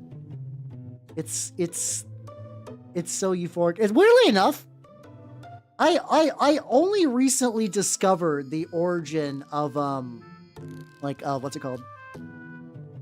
The fucking like I'm euphoric. Like I heard that and I knew the kind of shorthand for like neckbeard atheist. But I didn't know if it was from somebody on Reddit, I believe, trying to write a poem about being how cool it is to be an atheist. I never learned that until recently. I'm sure they still exist, but like I feel like the boogeyman that kind of kept them together has gone. Because like that was a while where it was like you know, like mind you, like, you know, a lot of it was kind of a reaction to Christianity, and like, you know, Christianity's like still trucking. in like the mainstream and whatnot, but not quite to the extent it used to, I think. I don't know. I'm also like very detached from the mainstream. But that was sort of like the kind of like the inherent pushback of that. I feel like a lot of that pushback is kind of won, so I wonder if there's like any like real point to being a Reddit atheist these days. Like I think most households are less religious than they ever are, so like in a weird way they got it. They got their victory, but I think the problem is like they're still themselves, which is where the tricky bit comes from. The one I stuck onto. The longest completed on, really. Oh, I need to. Sorry. Let me. Okay, I was about to get some paint down. I need to look up the premise of this. Hold on.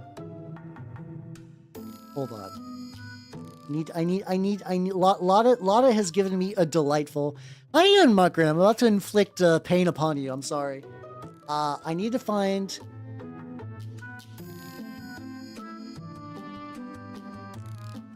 So I could see the synthesis of the atheist, like MLP, I guess. Oh god, okay. Oh my god, this is. Hold on, I need to. This is a sequel. Okay, hold on. I've been gifted. Beauty. Okay, here we go. I cannot read this because it's a million pages long, but I also want to know, why is Discord like that? Synthesis of the atheist. Their son has grown up. Their world is intact. And in spite of old wounds that refuse to heal and new frustrations, everyone is moving forwards with life. And too late, Luna and Scrivener discovered they're being watched by a so-called brother who claims to need their help and is willing to go to any lengths necessary to get it. Takes place 5 years after Absolution. 8th story in the Blooming Moon Chronicles. God, I need to take a. I need to do this. No, this is Reddit pony atheism. I need to show you this picture because it's a lot to take in. It's a lot to take in. Like there's just so much going on here. There's just so much going on here.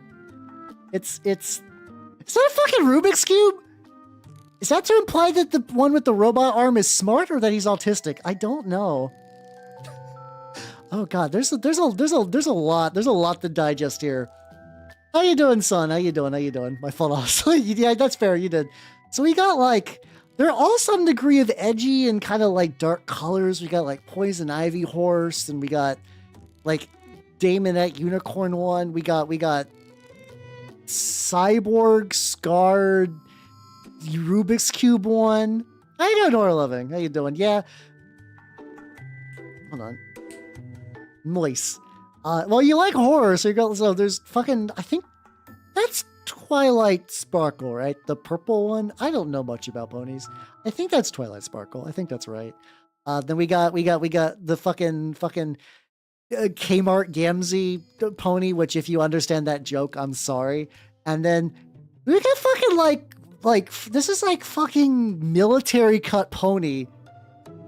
Okay, that is Twilight. There we go. Thank you. I'm glad I got horse experts. Is it weird that the one that's making me lose my shit is specifically the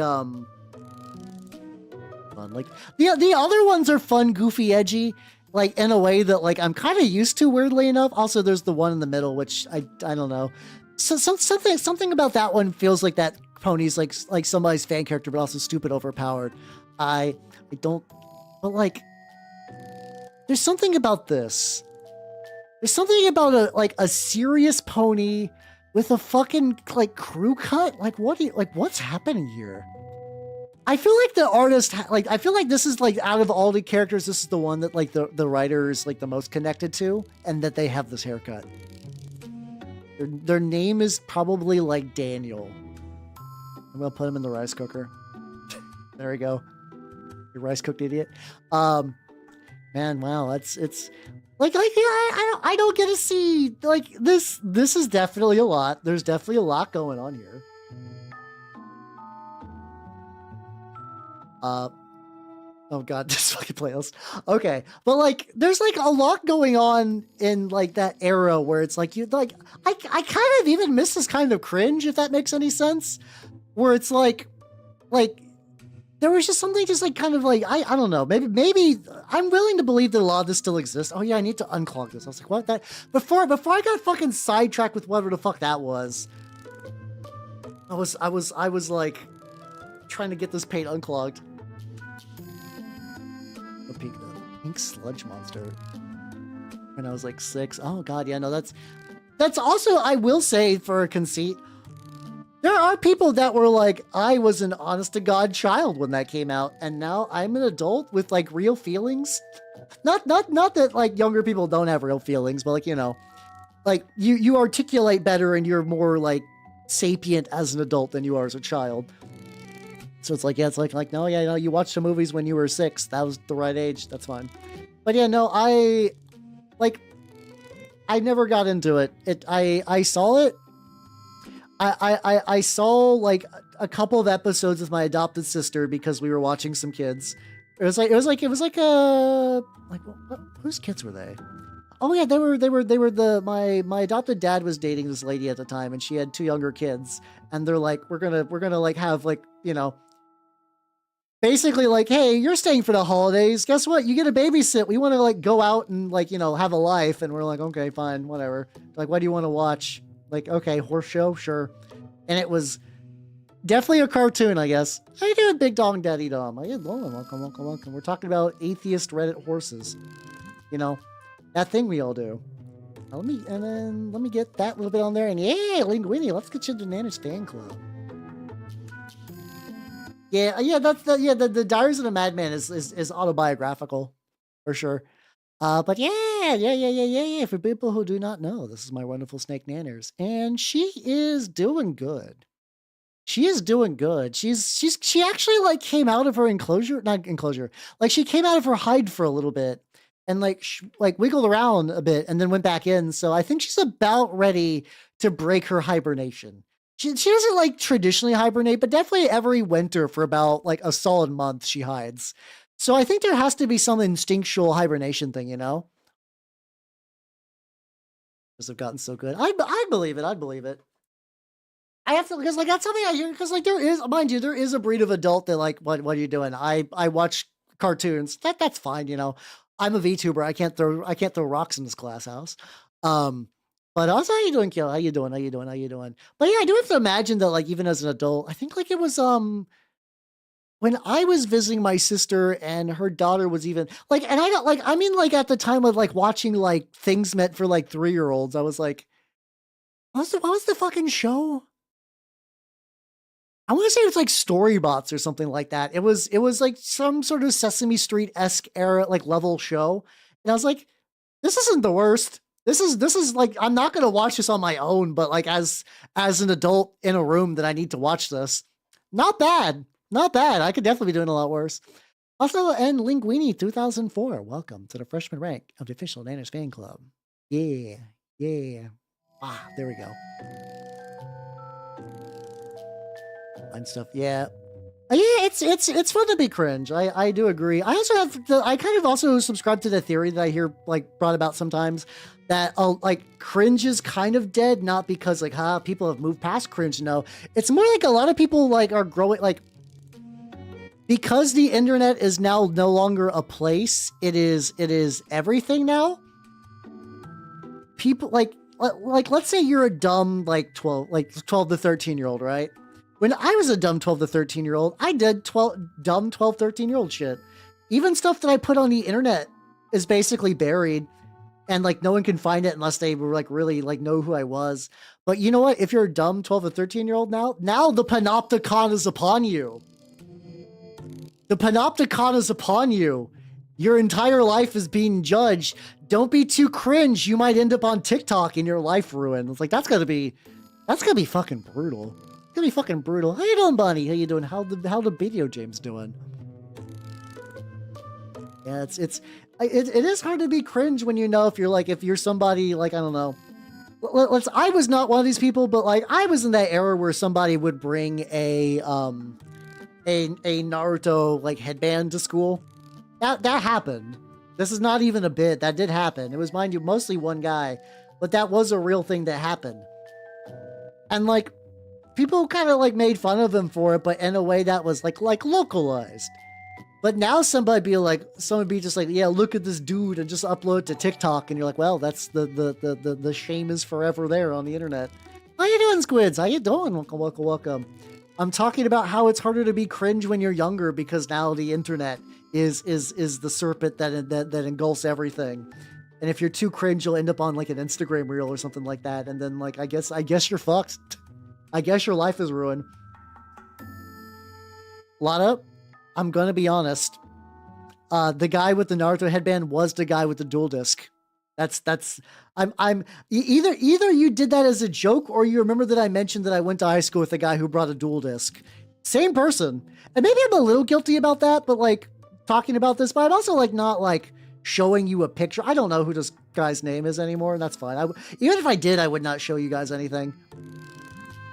I'm bored and cringe. Yeah, no, it's a mood. Like I do objectively cringy stuff all the time, man. It's like it's fine. It's what I do. It's fun. That's why I like being a VTuber though, because like I can turn off the stream. I can blend back into the shadows once more, and I can like enjoy my cringe in a safe way. You know, it's fun. It's nice. Everyone else is wrong. So like by the time dual discs were really a thing in Yu-Gi-Oh, I would stop watching the show. So I don't know. I also kind of had a little bit of cringe, kind of like stopped really early for me, because like I was sort of taught that internet lesson of like conceal your power level at all costs, because if you don't, bad things will happen. Not even from like a local friend or family member. I mean, just like where I would be on the internet, they're like, you got to keep your power level like in check, or else bad shit will happen to you. And I was like, you know what? You're right. All these people get made, and like, mind you, it's not like the internet early on was like a consequence-free zone where nobody would make fun of you. That's not true. There were websites for that, you know? All it really was, I mean, I went to high school from like late 2000s, so like I'm like definitely older than you, but not by a huge amount. But have I watched 5Ds? I watched one episode of 5Ds. Just to see kind of what, because like I know the whole like card games on motorcycles thing, but I also know that 5Ds is like every now and then, from what I understand, a Yu-Gi-Oh season will take itself very seriously. Mind you, it's not like they're totally goofing with like the OG, but like, you know, there's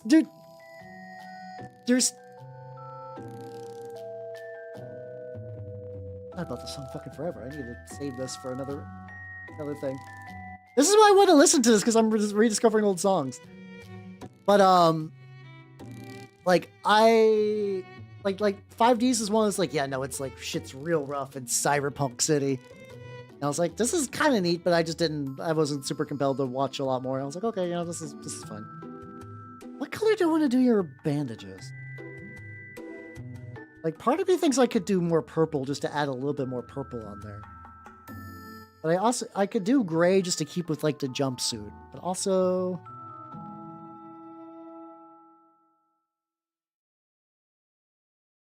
you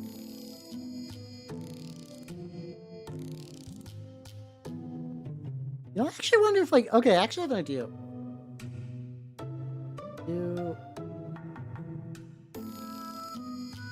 Oh yeah, let me do drab brown. That might be good.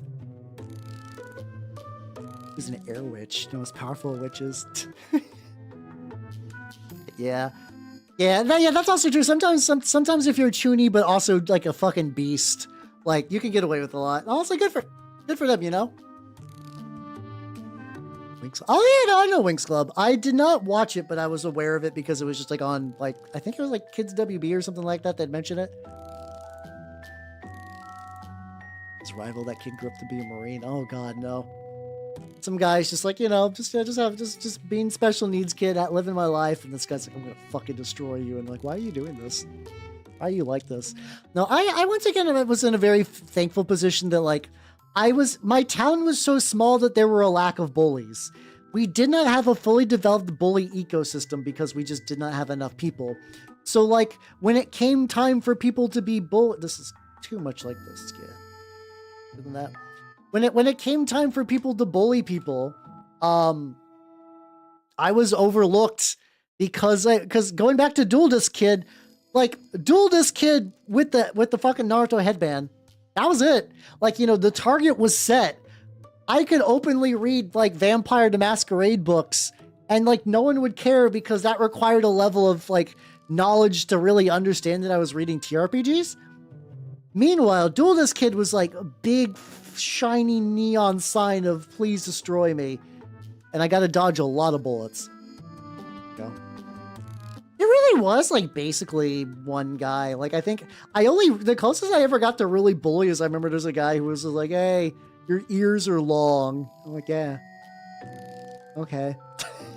It didn't really, I guess it stuck in the way that like I remember this, but it wasn't like I didn't go like, oh God, my ears are too long. I'm destroyed. Which mind you, now, yeah, exactly. I'm an elf. I didn't know at the time, but like, you know, the pieces were all there. But it's like one of those things that's like in the grand scheme of things, having big ears is not like a life-ruining trait. Like, you know, there's way more other things that someone could like dunk on you for and like you'd actually genuinely feel bad. Yeah.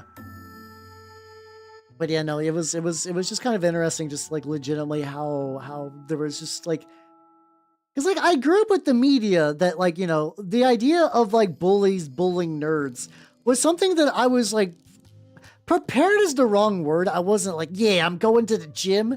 I did take some gym classes, but not like weightlifting classes, but nothing like too crazy. I wasn't like, yeah, I'm going to avoid getting beat up.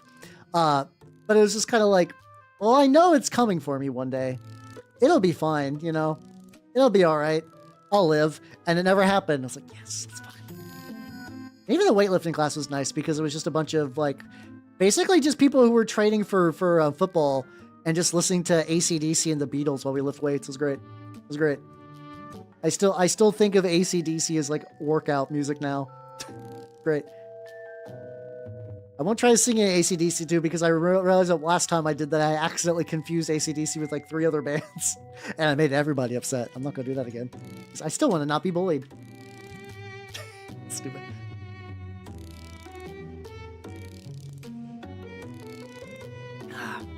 Sorry, just polishing off the rest of my sups.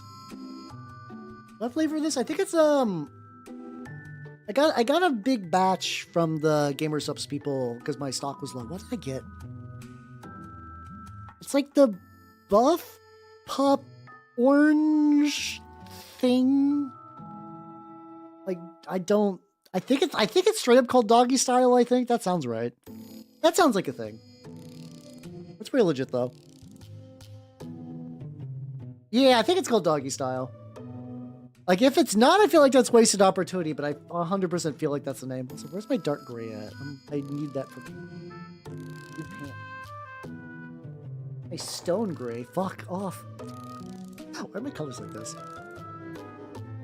Be my friend, those exact words. That's like one of those things. Like sometimes when somebody's like, haha, your knees are like, it's like, have you guys ever heard that kind of like internet thing where it's like somebody will make fun of like let's say somebody who's like a reasonably conventionally attractive person, but then somebody be like 3 out of 10, knees too pointy, would not bang. I feel like those kind of insults where it's like your ears are slightly too big or like, oh no, you got a big forehead. Like, okay.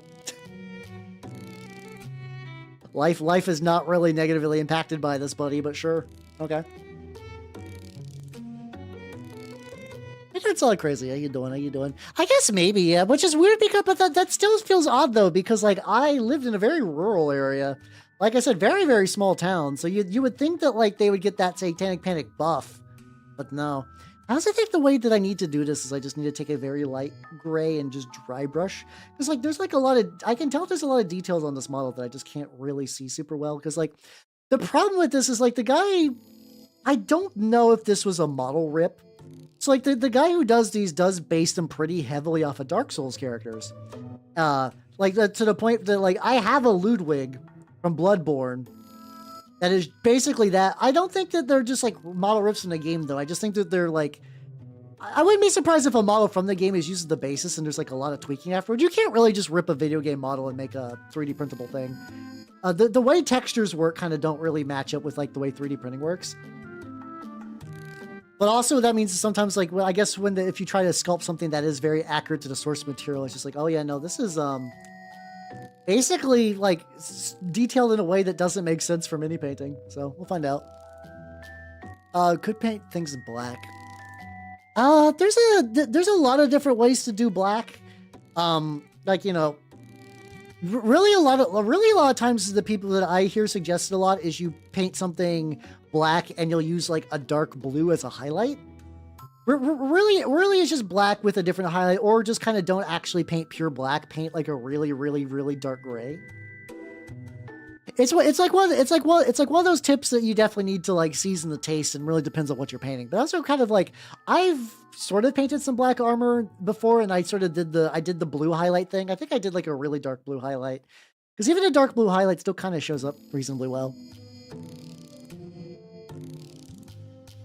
Since people with low touch skill, I think, yeah, that's, I mean, that tracks. That tracks is a thing. But yeah, that's probably the best way to do it. There we go.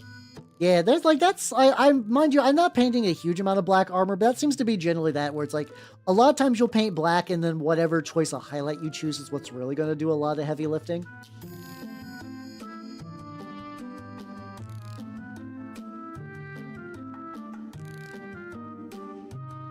In there. Yeah, you know, fuck it. I think I'm just gonna go.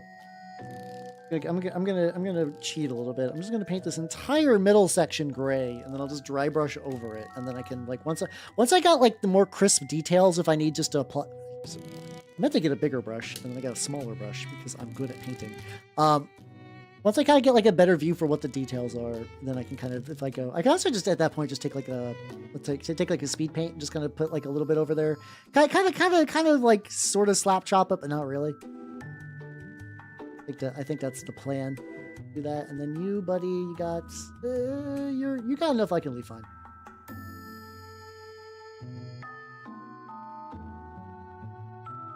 There to point and laugh like some soothsayer. The school limbo competition. Oh no. Like the idea of like a school limbo competition being like a real ride or die, like a real do or don't moment is kind of funny. See, what do we want to do? I need to do a lighter. Let me try this like dark green brown. I've never actually used this as a dry brush color, but I think for these guys, for the insect bits, this is actually probably going to be pretty banging. Let's give that a go. If this works, this might be my new insect like little, because like I said, I do all these like a very consistent theme with all my grill stuff uses the same sort of bug.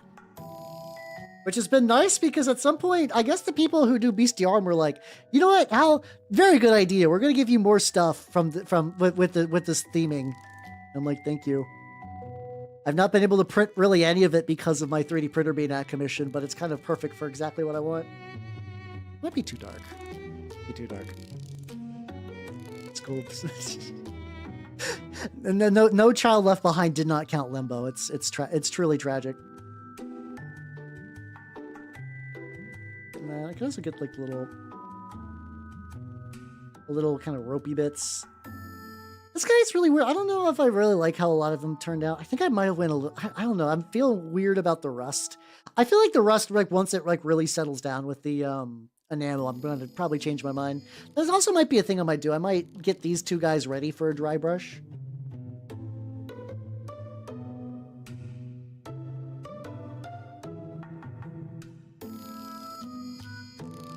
Doing with that? No, okay, no, this will be fun. I'm like, I saw this like bulb back there. I'm like, oh yeah, that's actually probably like a nice little bit of called. I think that little bulby bit I'll just sort of paint later and just make it kind of like more like a pustule thing, just make it especially bright. Like maybe I think I need to use. Let me try drab brown. It's the same idea, but it's brighter. I think this is actually like too dark of a dry brush. This is not that much. This is still basically like the same color. I might need to step it up to an even brighter shade. Hold on, Chito.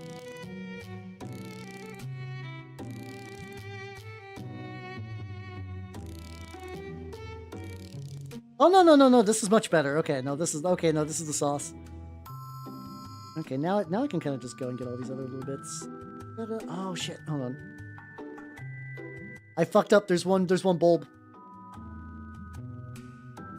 This is like now this is how I know this is an A radio playlist. Good old. I still like Duvet. I think it's Duvet a lot. I think if we're talking Boa songs though, there's a song that they do called Fool, which really fucks. Like, I know people only know this from Lane, but if you ever listening to some Boa songs, please listen to Fool. That song is really, really good. Yippee. Let that little nubbin dry. There we go. I also know a lot of times too, I also have a really bad habit with my stuff is like, whenever you use the kind of enamels I do, they do darken the model you're working on a lot. And like, that's fine, but I also have a tendency to paint my models kind of dark. So sometimes I'll end up with like really, really dark, which is why I'll like sometimes afterwards go back and re-highlight because I'm like, oh yeah, no, I got a little too lost in that grimdark sauce. I don't think I got this little nubbin. I totally spaced on this little nubbin back here. It'll be fine though. As long as he looks like decently close enough. Yeah. That's not true though. Beelzebub hates everything. I do love that in the lore. That it's like for context in Trench Crusade, Beelzebub is like not like one of the kind of demon lords of hell. I forget exactly if they have like a different name for that. Like he's supposed to effectively be sort of like the representative of this fucking what the original one, like the sin of greed. I don't know, Oregon. How you doing? But like he's no gluttony, not greed, gluttony. But he's such a huge asshole and just hates everything that he wants all life extinguished.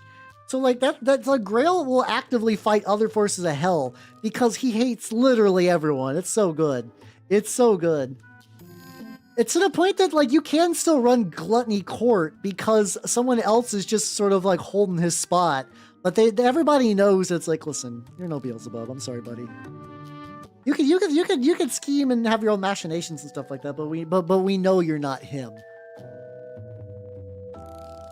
Yeah, it's basically like Beelzebub operates a lot like the Great Horned Rat. Like not that this is like a ripoff thing. It's just they both have a similar ethos of like, oh, we are the entity that wants to burn it all down because we hate everything about existence. We hate everything about existence. Which is like, ah, cool. I think that's a neat idea. A little bit here, touch up. A lot more there. I need a touch up. But yeah, I find that really neat. I think I need to. Oh, apparently I did get an update. Apparently, my copy of the Trench Crusade core book it's shipped, and it's like, you know, like when you order something and it's just like, well, we have a tracking number for this. We don't know when it's going to be like to you, but it's in the system. It's real. I don't know. Usually whenever I see that, like, we just want all life to end, usually that seems to be a chaotic evil based on my experience. But it's also been a while, but like, you know, but you get the idea though. You get the idea. Where it's just like pure, because like that's also why a lot of Beelzebub's followers are like plague based, and then also like, you know, zombies, and even like it's just repurposing the living to become dead just to make more dead. Oh, that's cool. I like that. Around there. I get these like last little bits and nubbins up top. This guy's like pretty close to getting washed. His sort of big thing that I need to do is he has a foot. I mean, yeah, I mean, of course he has a foot. But like this other foot was like a thing that like I definitely got a little greedy when I put him on his base. I like getting models on bases as soon as I can because I find it makes them easier to work with. But it's like, oh, fucking let's go Famous Kid and Knee Socks, my beloved.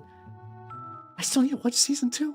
This is what I'm talking about. That's like all the things that were like never evers in my life became real, and I've just not sat down to actually check them out. So I need to get like, a little bit on the wrappings. There.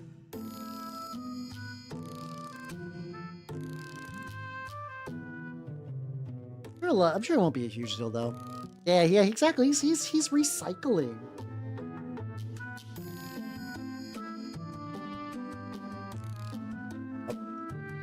Oh, got a couple little nubbins I think I can hit. Always cover this up with some dirt or something later. Yeah, let's go. Like, I'm on one hand, it's like it feels like it's been forever since like the books were like kind of like announced, ready to ship, but also I tempered my expectations a long time ago. Not anything that like the Trench Crusade crew did wrong. It's just like I've been in several Kickstarters. So like the idea that like anybody was like, we're gonna get this out at a decent time, I was like, you fool. You know nothing. Like I don't think it's even like the issue with the Trench Crusade people. It's just like, yeah, no, none of this was ever gonna ship at a decent rate. Asmodeus. I mean, no, they have that. You can run Lust Court for the demons. I should know. I run Lust Court. That's what my big ass worm's for. I'm running them in Lust Court. You do like a slate. This blends a little too much into the bags. I think I'm actually just gonna take a little bit of this golden brown and try to brighten the non sandbag bits up a bit. But yeah, no, it's pretty. Yeah, you can do Lust Court's actually really fun mechanically. So, how you doing, Pretzel? How you doing? Broke furry to. Wait. Are you doing like making them for other people? Because that's. I feel like even one fursuit's very expensive. I feel like if you're juggling 4, you might. It's that fucking thing about like I'm like overspending and I'm spending like 3,000 a year on candles. I feel it's like that's going on. But yeah, Lust Court can do some really, really cool shit. Like one thing they can do, like one thing they can do is they can specifically just move two blood markers from one guy to another, which is really, really sick. Because you could just be like, oh yeah, that little dinky unit, I take the damage I dealt to them and move it to your big guy. Then they have the ability to start the game with some blood markers on one of your own guys, which sounds weird because it starts them injured, but then you can use those to cast spells immediately, so you can really get into the action. And those for me are enough to like really get shit going. But you can do, there's some like the Desecrated Saint lets you ignore your enemy's armor, which is really, really baller. It's really, really cool. Cause a bloodbath, indeed. It's really neat. Lust Court's legitimately very, very fun. I don't know what the good one is. Like, I know Wrath Court is like very generically like you get bonuses to charge and you're harder to kill. So like if you don't want to care, if you're like, yeah, I like Court, but spells are for pussy babies. I want to do violence. Then Wrath will get you there, and I think it's like pretty good at that. It's very legitimately good at that. But otherwise, Lust is fun. A stronger descents. Okay, there we go. I didn't pick Lust for that reason, but like it's always that like fun thing. It's like it's nice to hear when one of your favorites is good. Yippee! Let's go. All materials you're just gotcha. Well, let's see. Maybe work on your boyfriend's suit then, because you know. If you have somebody holding you accountable for a thing to get done, like sometimes it's really easy just to ignore projects for yourself because you're like, oh, what's the due date? Oh, whenever I feel like it. But it's like if you do his suit first, and like if you don't do his suit, then you're gonna feel bad. But if you do his suit first, you'd be like, well, shit, I gotta get my suit. Yeah, there we go. See, there we go. I know very little about being a furry, but I know about guilting yourself into getting projects done. I can do that for fucking days. All right. So these guys are probably going to be ready for enamels. So let me get...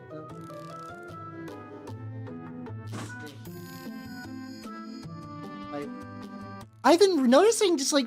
it hasn't been this bad, but I've been feeling how heavy my priming stick has gotten. For people who have not seen my priming stick, it's one of those like G-dubs ones from way back where you're supposed to fix things with rubber bands. It's got so many layers. Let me show you this real quick. It's got so many layers of just caked on just like blue tack and then spray paint. Look, it's physically heavier. It's got so many layers of paint on it. So yeah, I'm gonna get the lads ready. Yeah. These suck. Don't buy them. They're bad purchases. However, I have one. So, like, I have to use it. Like, it's like, it's a stick with a handle. So, like, I could do worse. But yeah, never, if you're ever at your G-Dub store, like, oh, I should get one. Like, how? Don't do that. What I'm thinking about doing is for my 6-year anniversary, just dunking exactly half of this in LA's Totally Awesome. No, I use this too much to retire it. I was just thinking for like maybe for my big 6-year, I will just show you a picture of this with all like half of it stripped, you know? All right. So I need to do a quick matte varnish on this guy, and so this will take me like a little bit. So I will be right back. Whoa. What is the Path of Bones? I don't know. What is the Path of Bones, genuinely? I actually legitimately have no idea. I have no idea what the Path of Bones is.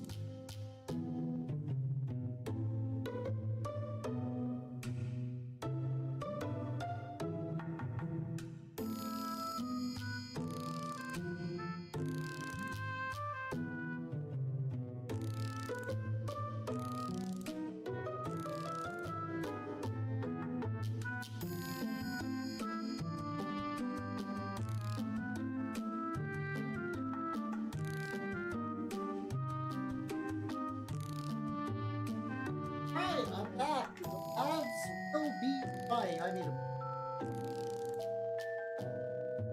I'm really due for another workshop.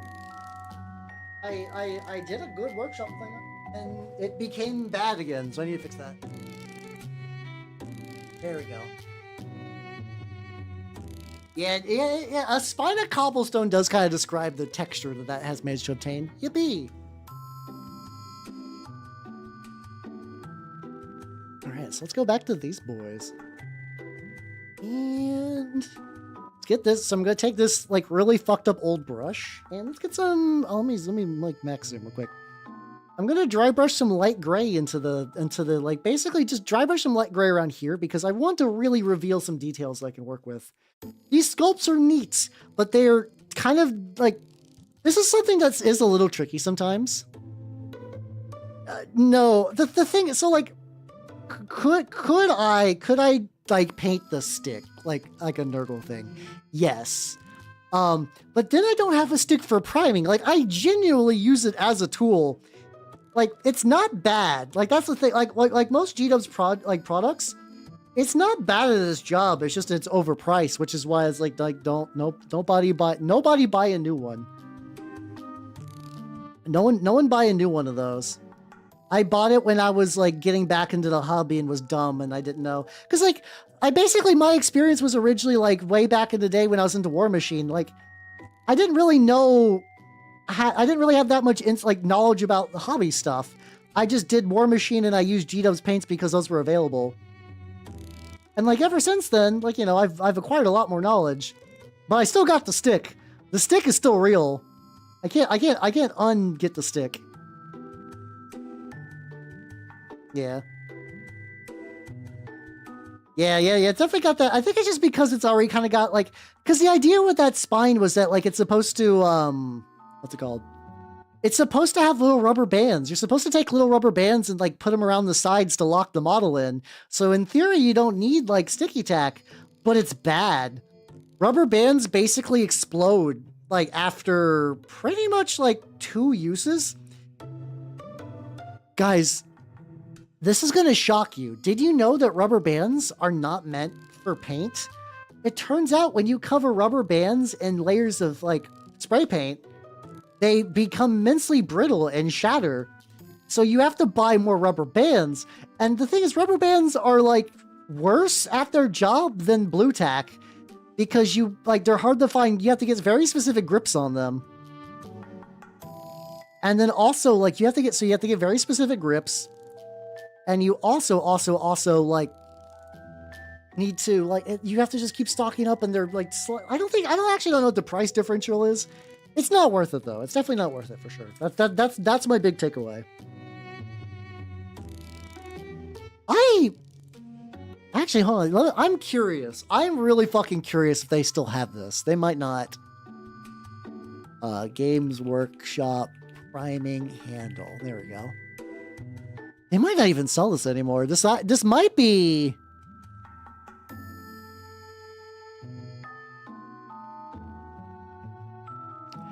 No, I actually think this is a out of production Games Workshop relic. No, it still exists. The Citadel Color Spray Stick. Oh my god, is this what it looked like? So currently it's $25. I think they redid it. Yeah, they definitely redid it. But I want to show you all. I want to show you what the new, like what the current iteration looks like. You know. So this is what the newest version looks like. Like mine has more middle. Like there's definitely more places to put models. So like this is definitely a more svelte version. Oh, this one can also rotate. I can't rotate, but like still, this is not that far off conceptually from what I got when it was new. Bananas, wow. This is another one of like I put so many things on my screen that I must absolutely look insane. Like let's say you're somebody coming in. You know, you're coming in from the catalog. What's on screen? We got a fucking nice rice cooker. We got some weird atheist pony. We got my worm. We got a Citadel spray paint handle. And I still have yet to listen to the Ninjas Ska Flakes, even though I now own this album. Also, we also get some patchouli knowledge, you know? As we do. What? Hi there, new viewer. What am I looking at? The Abyss. You're definitely not a new viewer. I know that. I'm aware of certain things. But let's get a little bit of gold on that like little cross thingy. Mind you, it does feel like when a new person rolls in, they usually acclimatize pretty well. I'm not gonna act like I'm like very like I'm a very like in the grand scheme of VTubing a very abnormal creature, but like you know, not that weird.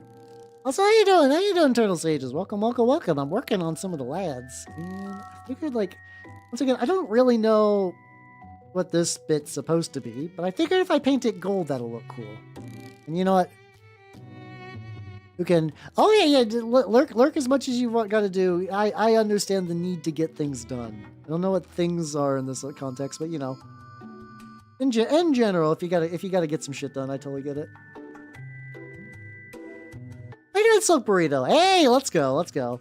I think like so basically a lot of my Great Hunger stuff is already very in line with the rest of my Grail. Really, like the only Grail models I have that diverge from my rest significantly are my my Dirge.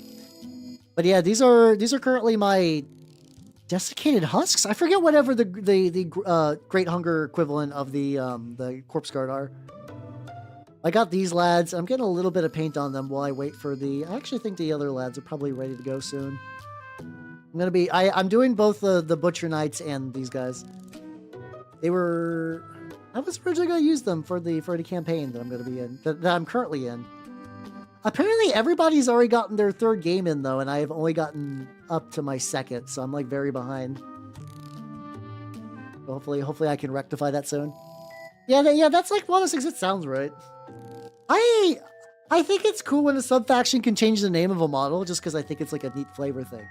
But I'm not gonna lie, I will forget. Like, Like, my fucking, like, it took me a while just to even remember that my Janissaries and fucking, the House of Wisdom are called Fades.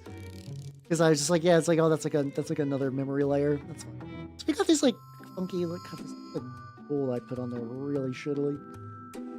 I'll touch that up in a bit later, though. I think the real stars are probably ready. You look dry. Hi, buddy. Hey, there we go.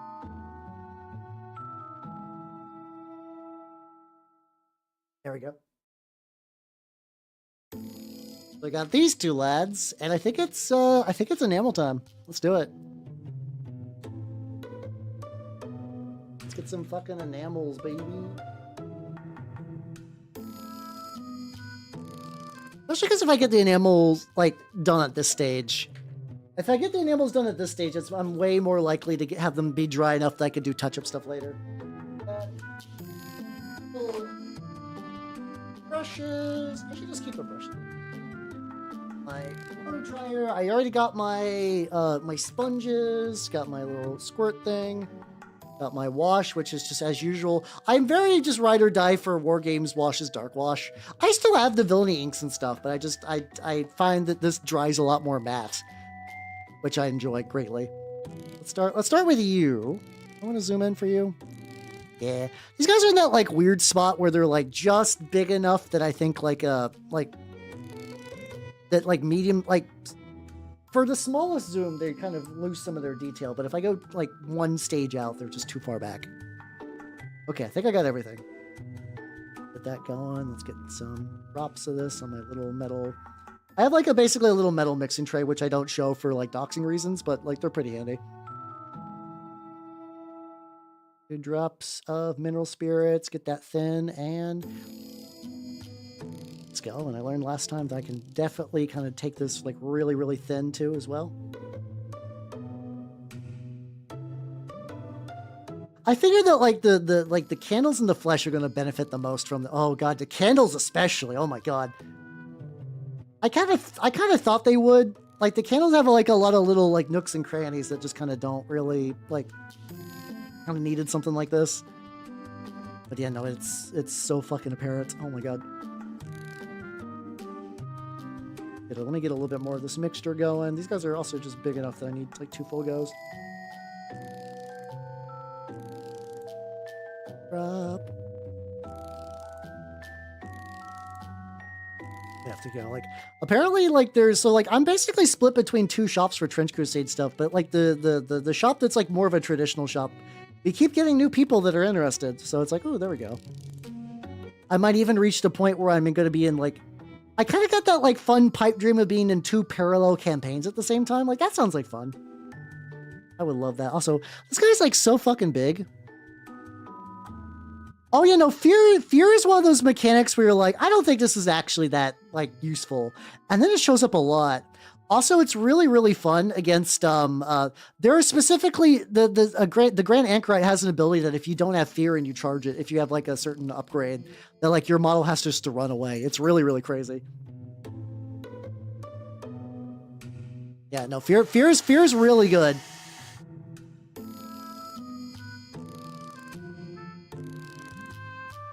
Get that drying, get some drying layers.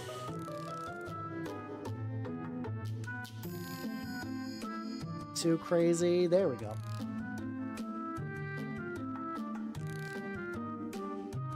Yeah, then let's take that fucking sponge. This guy's got some good folds. I was once again like, okay. I was originally like, man, I don't know if I like how this guy's turning out, and then like, yeah, no.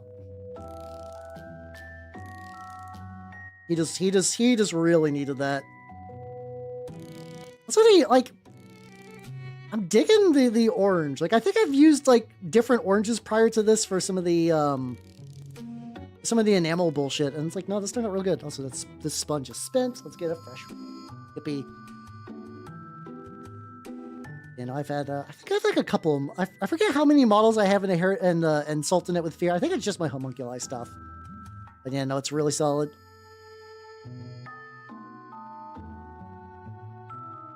It's not pooling anywhere that I don't want it to. The skin looks, mwah, chef's kiss.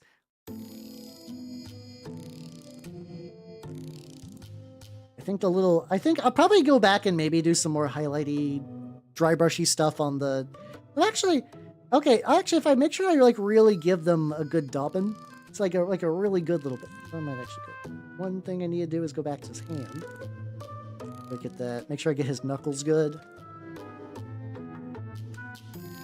There we go. Oh, what did I drop? What did I drop? Oh, it's my dry brush palette. Oh yeah, feet tech, still good, baby. Oh. I don't need that right now. Set that off to the side. All right, we back. I'm just doing that fun thing I do where I drop stuff midstream and it makes me sad.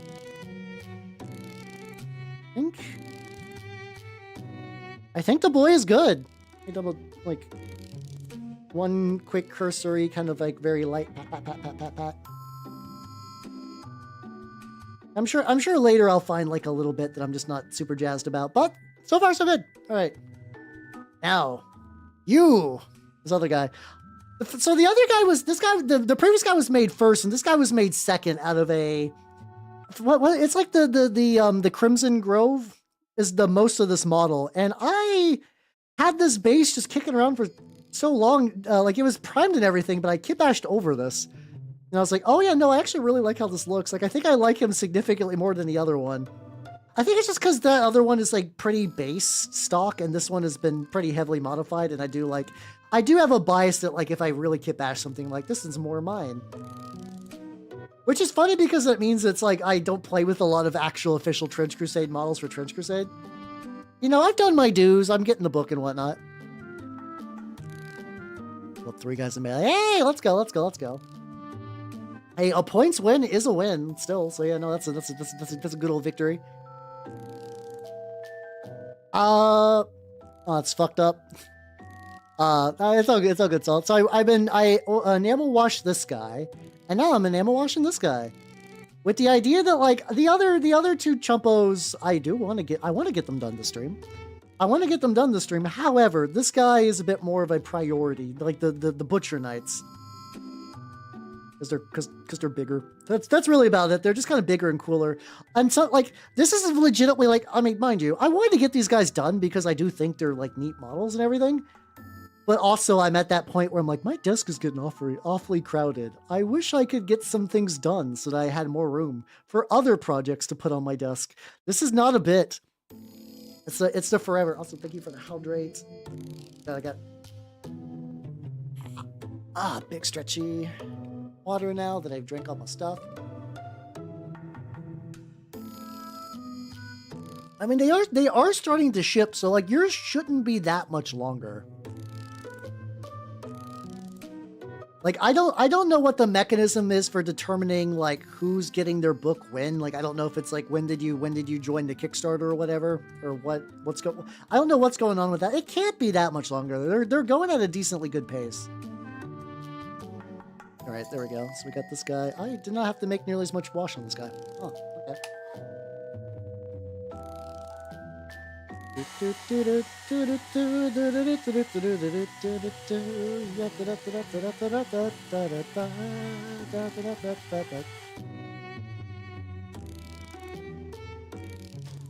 Alright, there we go. And once more I can just kind of go back into the folds and just kind of like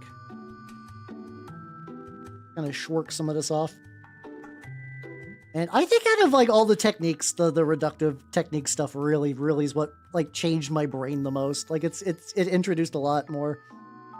Like I do want to go back to trying out some like oils proper instead of enamels, but like I think overall it's like kind of giving me like a lot of nice looking bullshit. Even if I don't do like a lot of the other stuff is kind of like the Grimdark Companion people do is a lot of like, I don't know, kind of like getting in between like metal plates and using a lot of their like specialty effect washes and stuff. Like those are cool and they look nice, but I always kind of find it like, once again, I can never really get the look they're going, and I don't know how much that's because they got like a better stock or like they're using ones that weren't on the market when the tutorial was made. So like I'll follow along like, well, now I'll use this Wave 2 Villainy Ink wash. I'm like, oh God, I don't got that. You only started selling that recently, and also I already have your other set, which you're not using as much anymore. How you doing, Fuber? How you doing? Probably a combo. Probably is, yeah. Poor man's war game. Let's see. I mean, it really depends what you mean by that. So, like, Turnip is a war game where people often will play with, like, converted, like, Michael's or, like, dollar store animals or kind of whatever. There are war games where the models are actively pieces of candy. It's like is the issue that you want something more what's the hang up on this theoretical like there's also skirmish war games typically don't have a huge amount of models, and like you could do like there's even BattleTech isn't that crazy. You could just go to like get one of the starter boxes and then that's it.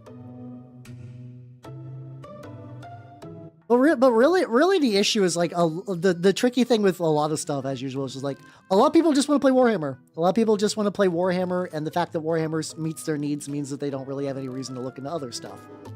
So like, that's always the root of a like, why isn't there X game? And the answer is usually like a lot of people are like why do so many indie TRPG people make their games into D&D 5th edition? Because a lot of people only play that. It do be like that. That's kind of because septic. Oh damn. Is everything all right? Like, are you getting compensated for that, or is this just like a temporary thing? Like, hopefully everything's good. Get a little bit more on that way. I realize that leg is just kind of inherently fucked. So maybe I'll just get a bit more sludge on there.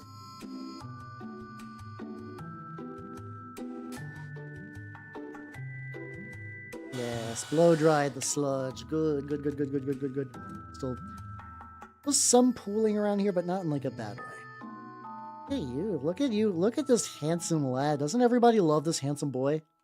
And his many folds. He's got so many folds.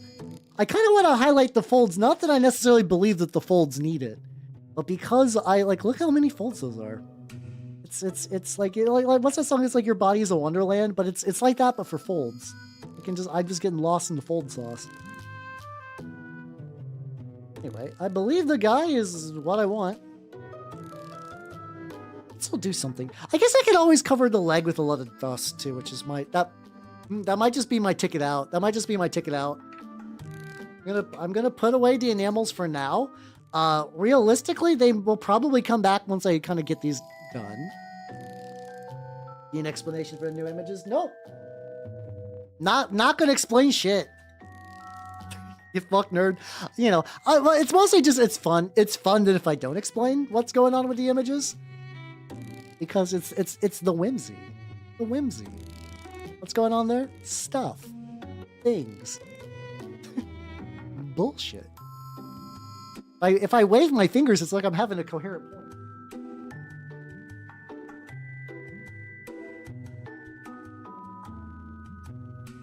Alright, so yeah. So far, got everything pushed around. Hey, let's go. I mean, painting minis is so fun. At this point, I have a warband for every of the main 6 factions, which is cool. Though I definitely favor hell factions a lot more. Though I'm building up a lot of stuff. Oh yeah, so this is probably gonna be my Sunday project. Let me show you what I've got cooking on. All right. So here's my thought. So here's this. This is from St. Nicholas. It's technically from the Chinese armies, the kind of the fan stuff. I was like, my Sultanate has power armor now because of their dealings with the New Antioch. So here's like a general idea.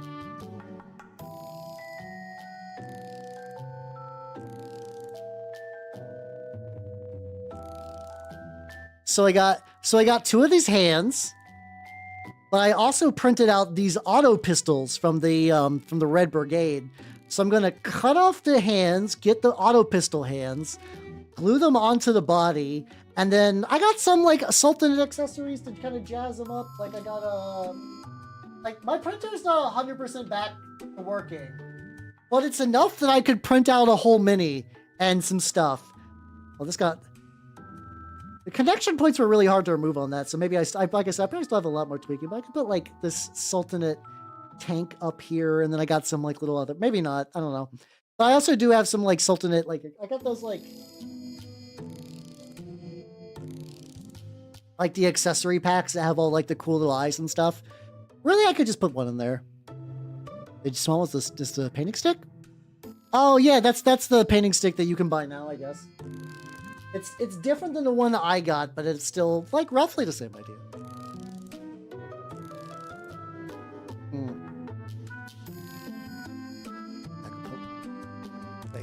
Okay. So like, yeah, so like, I mean, there are like the usual, if you're in the middle of nowhere, that does require you to build a scene yourself. Like you can't, you'll have to like, get on Discords or go to an LGS. You might need to drive. Like you might need to drive like an hour to your store. It's going to suck, but that's what it is. But there are games that are like relatively budget friendly. Like even in a GW ecosystem, like Kill Team's not bad. Like you could do a lot worse financially than Kill Team. But also like, yeah, like that's the kind of shit. It's these guys. And like, you can always make up your own war games, so that also comes with the usual caveats of like, then you gotta get people to like play and play test, and that's a whole thing. But there are people that live in like the middle of nowhere who get scenes together. It just unfortunately, like most things in life that like aren't like, if you really want something, it's gonna require a lot of effort on your end, and like that might not be fair. Like, a bigger city will have a fully built wargaming scene, and yours doesn't. So it's like that's unfair. But it sucks, but it's kind of what you got to do. Like my local scene did not have a tournament, a Turnip 28 group going on until we started getting one put together, and now we do. And like that took effort. That took like running games at the store and showing people how cool like the armies looked, and like getting events put together, like making flyers and shit. Mind you, a lot of that kind of work I did not do necessarily. I helped for making terrain for that, which is more kind of my speed of things, but it's not impossible. Like you can go to like, there's also like a couple like for like, what's it called, for like I know like the In Rust We Trust Discord has a bunch of like, hey, these events are in this region. That might also be a thing too to look into, maybe doing like a big, like going to like an Adepticon or or even like a much smaller like war game and mini convention in your state. Those do tend to happen sometimes. Like a lot of people who did the like High Scum podcast are from fucking I think like New England, in an area that they don't really have a huge, like they have a local store, but like that's one that I don't even think they go to very much. I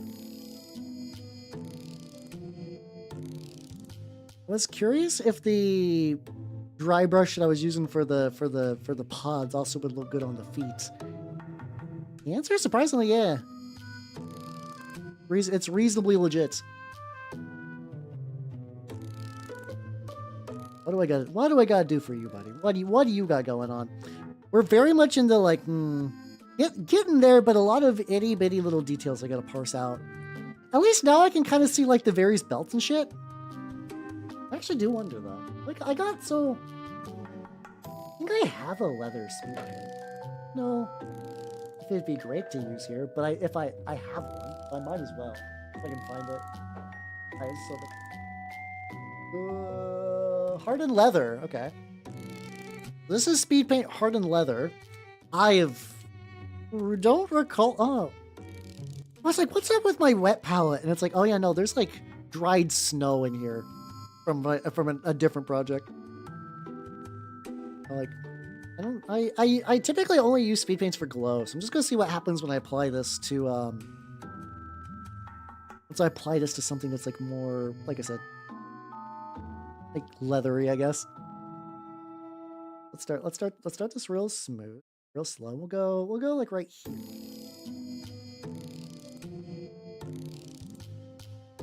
Not bad. It's not bad. Just keep it like a real tight little dot.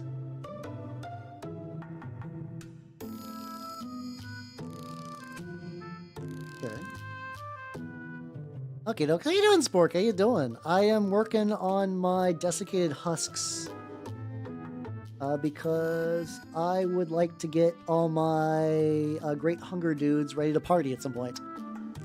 Yeah, so this is the like a Great Hunger. You could actually run all 5 elites from a 700 point list pretty easily.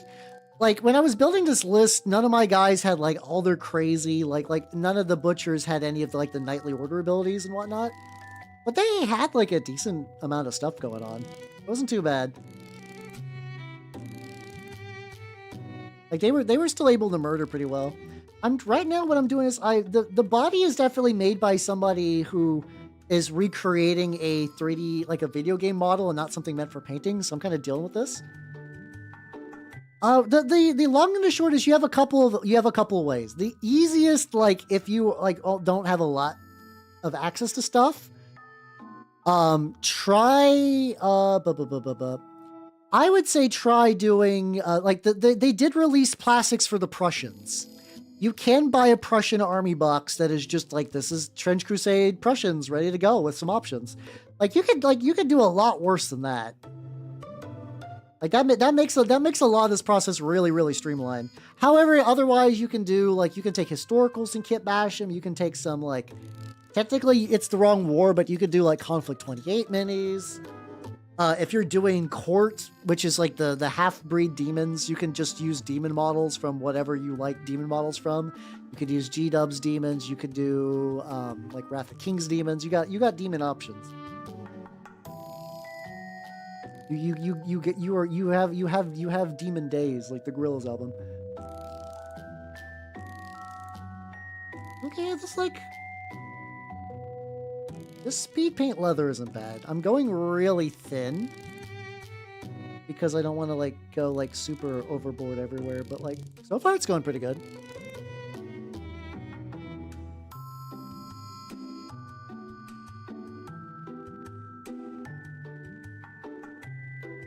This will definitely mean that I'll need to varnish this when it's all said and done, because if not, it's just going to peel the fuck off.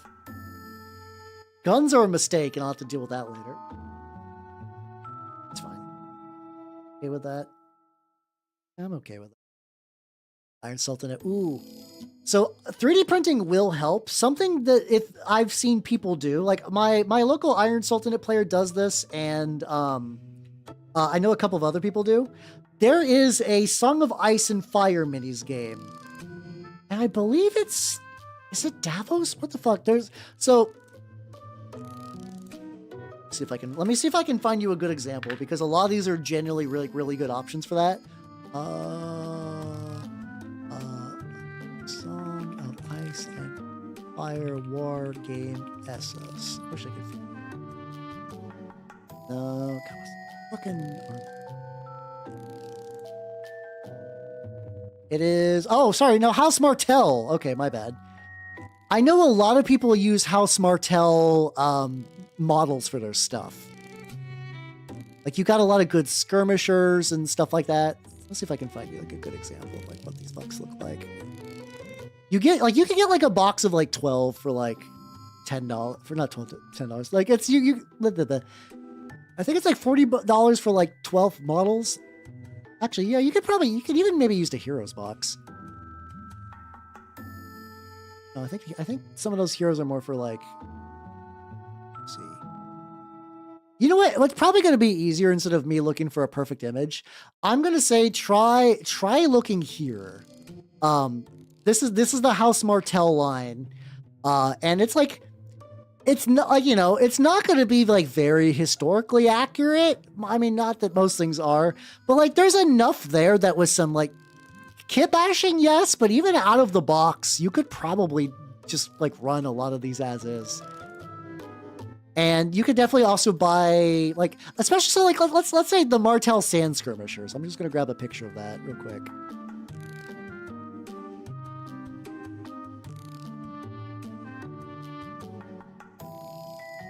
There we go. Like here's kind of an example. Oh cool, they're transparent, neat. So like you got some like decent people with like bows and like the cloaks and everything. So this would like be a good base for an assassin Sultanate list. You could probably buy a box of that and then buy some like different weapons and whatnot. You got some heavy armor guys. The spearmen are pretty solid as well. But yeah, you got some options. if you don't want to do, mind you, the best option probably for Sultanate is always, I will fully admit, Sultan's a little trickier than other factions in Trench Crusade to get stuff for. Not impossible, but like you having access to a 3D printer is going to make things a lot easier, you know? Yeah, that's, I personally, if you do Sultanate, what I find to be the best, there's official kit bash kits for all of the main armies, right? There's a church kit bash kit. There's a which is for pilgrims and like New Antioch. There's a Hell kit bash kit, which is mostly just for Heretic Legion. And then there's one for Sultanate, and the Sultanate ones are really cool because like the weapons kit gives you access to like Jezzails and other stuff. And then there's like the accessories kit, which gives you, like I said, that's where you'll get a bunch of these like really cool like symbols and whatnot, which is really good for kit bashing. Like you could probably take some yeah, you could do what like Matthew's doing and just using some using some like historicals, and then you could just give them like a couple of those little kit bash bits, whatever. Just get your 3D printing buddy just to give you a couple print runs of those, and you'll be hunky dory. Here's an example. So the lad, I think the lad is basically gonna be done. I'm not doing anything too wacky, but yeah. So this guy is a mini from Malifaux that has been kit bashed a lot. And the only actual Sultanate thing on there is I embedded those like little decorative elements into them. And it does a lot. There we go. So it makes something look pretty legit. Scavengers. Well, that might be a good choice too. There we go. This lad will be coming to an Instagram. I might be doing tomorrow, like I said, one of my nerd groups moved for Wednesdays for my magic group. I might need to step out on them for like a day just to catch up on my Trench Crusade stuff. Because of the snow, like a lot of people were way more adventurous when like everything was fucking ice, and they got their games in and I didn't. I'm like, what the fuck? This is fucked up. I stayed home and tried not to get like my shit wrecked by the weather. Having people playing war games. Ugh.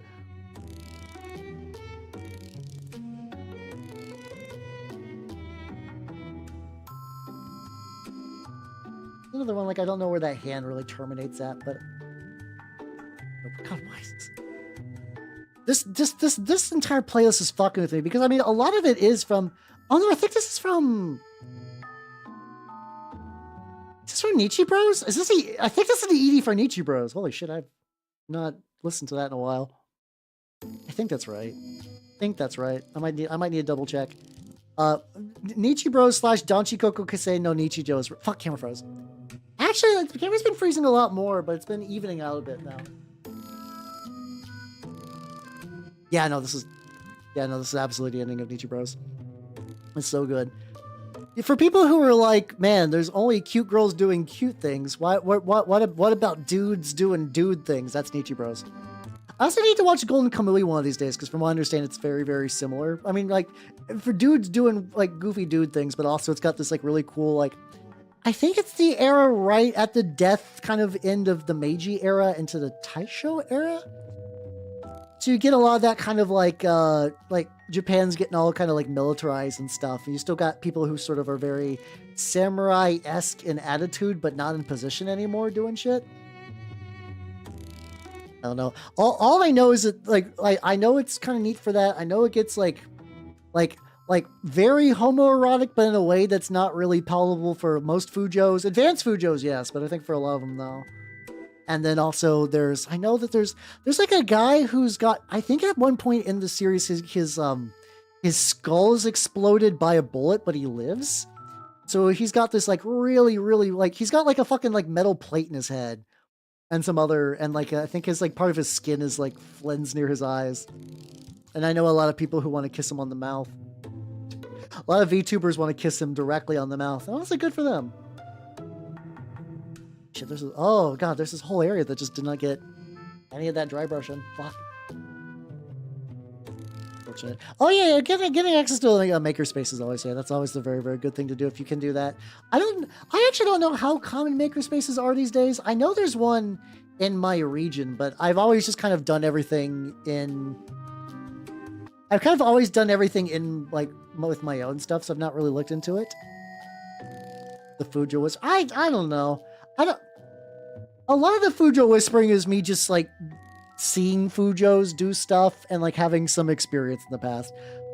I don't think I got like any real true insights that like into the mind of the Fujoshi.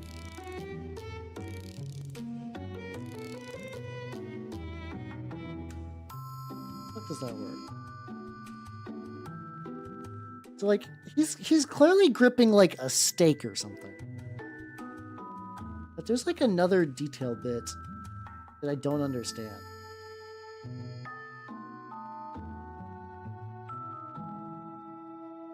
It's like, what the fuck is that? Is that like I think like this is a thumb. I think. That's a thumb.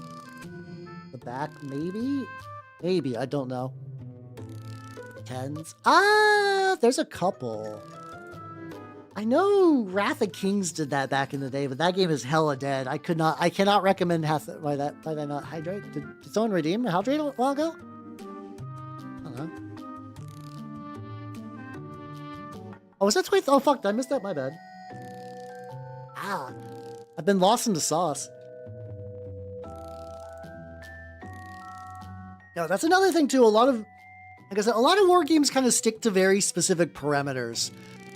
So they are so like a lot of times it's like, yeah, they will stick to the idea of having just like D6s. Also, D6s are just easy to pick up, which typically if you want your war game to kind of be like easier for someone to grasp or like just find stuff for, D6s are nice for that. Which is a shame because I think D10s are nice, and but I think there's straight up like more war games these days that use like D20s than D6s. Like I know Infinity and like Warcrow use D20s, and I think there's a couple of others. I'm probably blanking. Frostgrave. Apparently someone recently in like one of my shops is like, fuck it, we're doing Frostgrave on Sundays, and I'm like, what? Huh? Why now? Why Frostgraves on Sundays now? This is the same week as the Trench Crusade games. You're in the Trench Crusade games. What do you mean now? So I don't have a Frostgrave warband. Now I have some minis that would be a good basis for some. Like a long time ago, I painted like if you guys remember, I did like a Lich guy with like a big glowy frosty energy orb. I was like, oh yeah, he'd be a good choice. He'd be a good choice for that.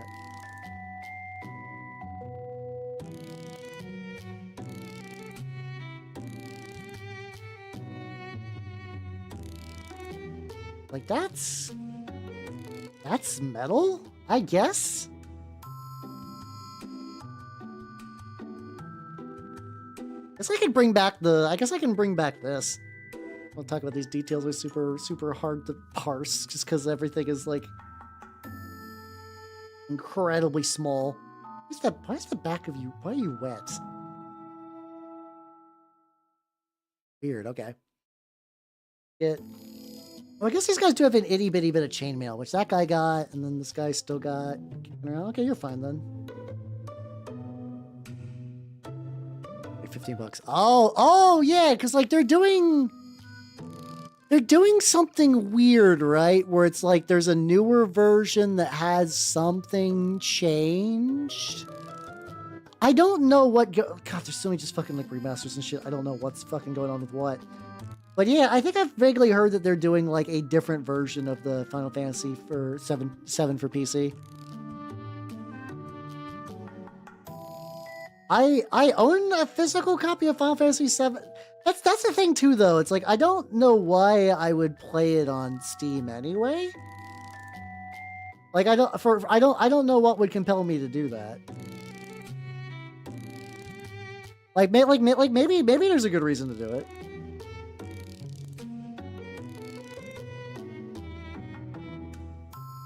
it like a little bit back. Get a little bit on there. Yeah, I don't know. I mean, $5 is $5. It's not like the worst to pick up. I don't know if I will though. I don't know if I will. I also don't know when I'll get around to it. I nearly complete. I wish I don't think I was seriously stuck. So what happened way back in the day? Way back in the day, like back in high school, I was playing my way through Final Fantasy VII, and I just got the Sephiroth and stopped. I think what happened, like I think I got stuck on Sephiroth, and then I did the classic blunder of whenever they're like, "Hey, you should probably save because there's no turning back now." I'm like, it's fine. I'm fairly certain what happened is I did that. And then I was like, I think I lost the Sephiroth. I was like, okay, I probably need to go back and grind a little bit. Oh, yeah, no. Oh, yeah. And I got stuck. So it's like something that was like entirely preventable and like very much like user error. But like, you know, dumb teenager was like, oh yeah, no, actions have consequences even in video game. And I just never continued after that. Like, you know, don't know when I'll get around to a Final Fantasy VII playthrough. Like I said, there's just like other kind of like bigger, like not bigger games, but like kind of like certified classics that I've been putting off that I've never given any chance. I feel like deep in my heart that I would like Umineko. Umineko is a visual novel, which I think it's like basically a bunch of like rich weirdos are trapped in a mansion and they kind of like do mystery bullshit with each other. I've not been super like big onto the spoilers, but I know it's another one of those like mind virus games. Okay, like this is a game that like if you play Umineko, something happens to you. Something happens to people who play Umineko, and I've seen it. But even compared to other games, and I'm like, I should get around to this. Umineko is like 1,000,000 billion years long. I think it comes in episodes, so I don't think it's like as inherently like annoying as I keep thinking it is. Also, this brush is... Oh, it's like the ferrule's getting all fucked up. It's okay. I guess I could order some, like, I don't know. I'm iffy about, once again, Green Stuff World's kind of a shit company, so I'm kind of iffy about ordering stuff from them. But also, I cannot find... So there's, what's it called? My brain is shutting down. Do you guys know, like, so basically... Even though I have a 3D printer, there's some things that I cannot easily print without going insane. One of those are bricks. I see so many people who do like really cool decorative bases have like a lot of bricks on there, and there's different ways to do bricks. Like you could do sprue bricks if you have like infinite free time. I don't understand people who could do that. I've tried to do sprue bricks. It takes so long. And I was like, oh, I have plaster. There's people who make like little plaster molds for bricks where you pretty much just like pour the plaster in and then you get brick. And I was like, that sounds really, really handy. But I was like, it shouldn't be too hard to find those. Yeah, oh, just like a loose brick. Like brick texture is actually like not hard to get. Like I would love to have like on this, like imagine like I'm doing this guy's base, just having like a loose brick or two on there. I was like, that'd look neat. That'd look nice. Or just like a pile of customizable rubble made of bricks. And I think that'd be cool. But like, I would always just kind of assume that like that would be easier to find, just like a good like mold for that. Not really, no. Like there's a couple on Etsy, and then usually it's like people doing like whole cobblestone segments and whatnot, and I don't need that. But Green Stuff World does, and I'm like, oh, I don't want to give Green Stuff World money. But they have like the exact perfect set that I would want for something like that. They come in like different. They get in like different sizes. But they come in like different sizes, and the thing about like plaster bricks too, something which I think is the advantage of plaster bricks, is if you break them, the plaster breaking looks really natural. Because like you know the way like a brick looks like when it's broken, right? Like you guys can imagine a broken brick pretty easily. I have to assume. You all have good imaginations. I believe in you. when a plaster brick breaks, it kind of creates a similar kind of like crumble texture, which actually could like look like actually be a pretty nice benefit. Like there's like a feature, not a bug sort of dealio. I mean, no, like conceptually, percentiles make a lot of sense. Like I don't disagree, and there are war games that do it. It's just that legitimately a lot of them, like once again, a lot of war games have Warhammer DNA in them. For better or for worse, a lot of people's exposure with war games is Warhammer, and like in the same way that like some games use a D20 resolution system when they probably shouldn't, but they do because they're like we know the people, we know what the people like are used to, and then like you can also like generally do rough.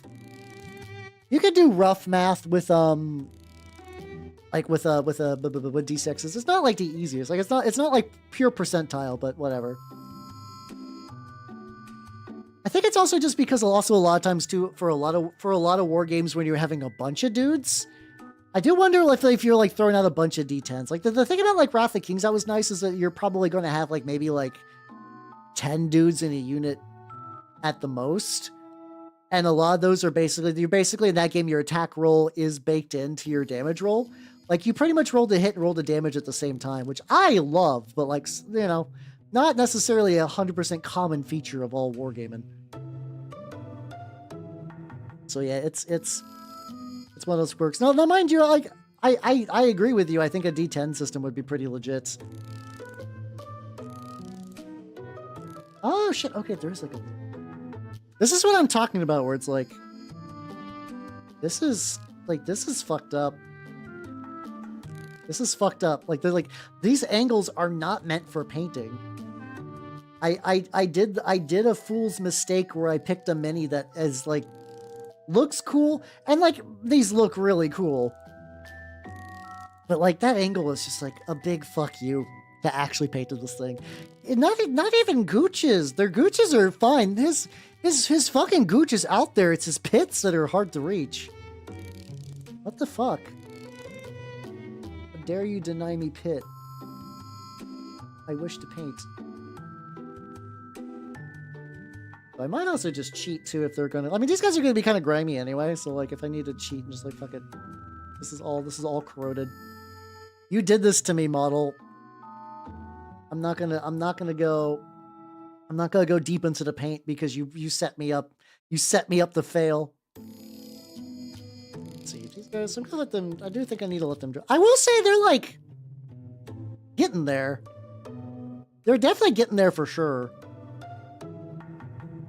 Bit on the a little bit in there. I think probably soonish they'll be ready for an enamel, and I won't feel too bad. Yeah, no occupy indeed. I've thought about Watame's pit obsession in a while. Watame's one is like I was definitely like she was not like one of my first VTubers, but I definitely remember watching Watame a lot more back in the day. And like I think like during that's also something that I enjoy when I've gone to like MagFest is that occasionally there will be some chill moments in the hotel, and like somebody will just put on a HoloLive stream. Like I got to see I guess they did like a big Dead by Daylight collab thing. I was like, oh, that's cool. I can see it's like basically like watching like a whole movie with like friends you haven't seen for a while, which feels really parasocial, and I don't disagree, but it's like. I used to be, you know, I used to check on these people a lot more. And like, I know that they don't know who I am and like, we've never truly interacted, but that's fine, you know, I'm okay with it. I'm self-aware to realize. It's like, oh shit, yeah, Watame is there, and Subaru, and I think Bay is in there chilling. How you doing, Grom? Welcome, everybody. Welcome. If you do not know me, I'm Halbernut, the Mimic Elf, miniature painting VTuber of the Nurglenscape variety. How you doing? What were you working on? So I'm currently working on a bunch of elites for my Great Hunger Grail. So these are my desiccated husks. They're still being worked on, and then I got, ooh baby, let's go. Oh shit, you're also doing Trench Crusade too. Let's fucking go. Hell yeah, hell yeah, hell yeah, hell yeah, hell yeah, hell yeah, hell yeah. So these guys are not ready yet by any means, but check it out. These are my Butcher Knights. And they're looking schmoove. This is like reasonably dry. I could fuck around a little bit with this. All right, where's my aluminium? Dark aluminium. Oh, thank you. I've been having a lot of fun with the lads. I'm gonna take those. I'm gonna do. Let's see how much dry brushing do I want? This motherfucker. Hold on, I got like a cup of other brushes, and I think a lot of these are ready to be demoted into dry brushes. This one's kind of chunky. Ooh, perfect. These are keeping this brush close by.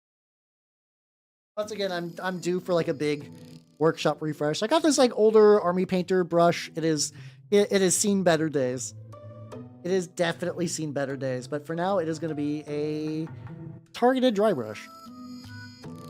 Yeah, it's all fucking pigs. What's really funny is that like there's no coordination going on with this, but the fucking like Privateer Press stuff is also pigs. It's just all pigs this month, and I'm like, cool, that's neat. I don't really need that many pigs right now, but sure, okay. Maybe I'll find some way to do something with them, you know.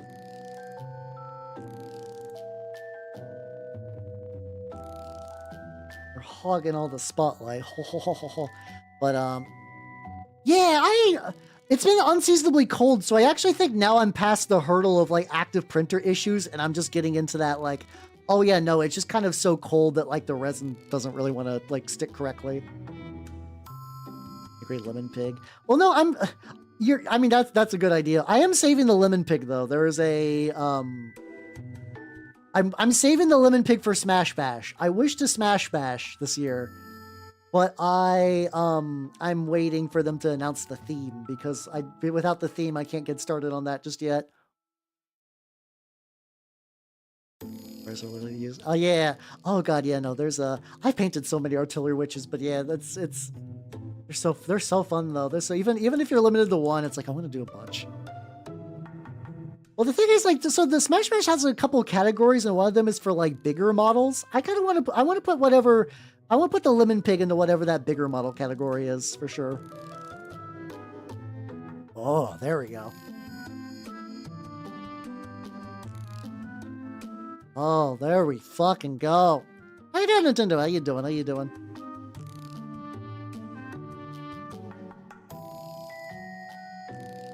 I've been getting better at doing my kind of like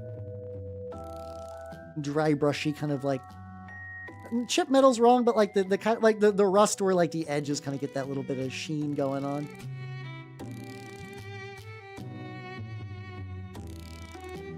A little bit on there. Get these like little recess bits. It's kind of nice because like I mean this is a pretty dingy model, but I am bringing back just a smidgen of color to it. Nothing crazy. It's enough that I could be like, hey, look. Wow. We love colors in this household. Grimdark hellscape household of mine. Put on the face as well. There we go. Oh, there we go. I need to paint that eye black. Like there's like an eye hole in there, which I just kind of forgot about. That'll need to be tweaked at some point. But yeah, oh yeah, I could make it my dragon. I was thinking about that a little bit. How you doing, Trench? How you doing? Welcome. Yeah, thank you. Yeah, these are, yeah, especially like, I made sure that I've been like pre-texturing a lot of my metals now before I do this. Oh yeah, how you doing? I'm currently, so I was originally going to be doing Black Grail for my local group's Trench Crusade campaign, but more people ended up doing Grail, so I'm doing Sultanate now. But like, I still have these guys, you know. I want to get them ready. I want to just get them ready in case I ever do that. Grail is my first faction. I have not played them in so long. Oh man, yeah, this dry brush is fucking this brush up. But this is like an old brush anyway, that it's like basically super retired. So like any amount of exploding it does is worth it. I'm okay with it. Break is great. Oh yeah, I forgot about that game. I don't think I've ever played it. Like, is Mecha Break one that's kind of more like a not MOBA? Fuck. It's fine at this stage. I do that a whole bunch. Like, was it kind of like a no, that's not the word. Overwatch, I guess. I don't know. I've the name Mecha Break sounds super familiar, and I vaguely recall that was like, oh.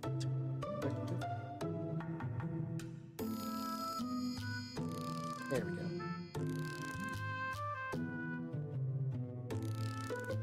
Get a little bit on the on the cloak, but not cloak, fucking the robe. There we go. Not too much.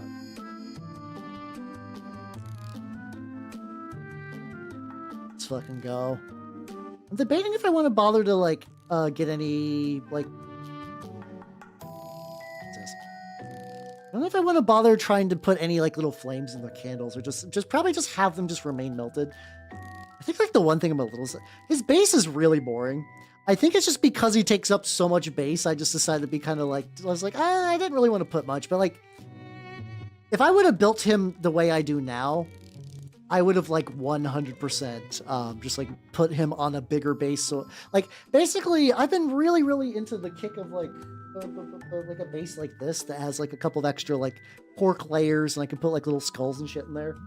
He would have absolutely got that if this wasn't a model that I put together ages ago. And then I put him together. I was like, I'm sure I'll have a use for him someday. And then I was like, oh yeah, I could use him for my Great Hunger. And he's been my special lad ever since. Rinse that off.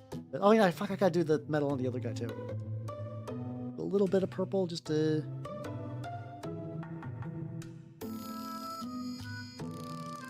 that up just a bit.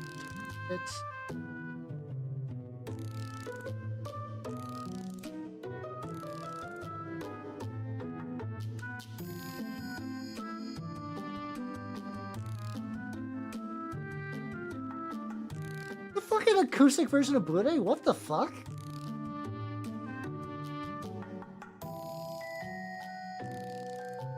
Hold on, I didn't know they fucking made an acoustic version of Bude. What the fuck? How did I not know about this? Okay, never mind. Well, this is cool then. So it's you're doing good, buddy. So the thing though is like what I really want to do with the dragon scenario is do the big turnip dragon, because I got mine and he's like getting there. Like, there's part of me that's wondering, like, if by the weekend, if I could just remove a couple of, like, extra little bits that doesn't need to be on there, I could probably get him ready for stream. I don't know if that's going to be a thing that I want to, like, guarantee necessarily, but, like, temptation is certainly there. Big, shiny-ass sword. I guess shiny's a bit pushing it on this guy, but whatever. You weird butcher knight. I still really love... I know I've been basically overusing the fuck out of that, like, kind of, like, tarnished verdigris, like, copper or whatever. It's so good, though. It's so good. I use it so much, and it never disappoints me. Every time I put it on the model, I'm like, am I using this too much? And it's like, no, it's beautiful and perfect in every way.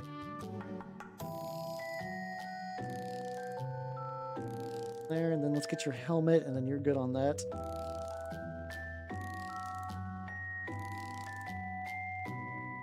Oh yeah, he's got like a little drippy bit that I need to remember to get like drippy. There we go. Oh, look at the lad. I'm in awe of the lad. Hal chop is the good. I don't know if I'd say this is Hal chop. Like a little. There's like a itty bitty little bit of like a nipple ring.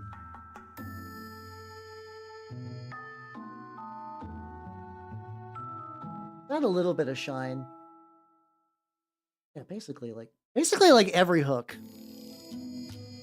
Oh yeah, I mean that's true. That's how I do my gold a lot. Red, green, turquoise. I mean, to be fair though, that looks really good with the Heretic Naval Raiders though. So like that's not bad. That's legit.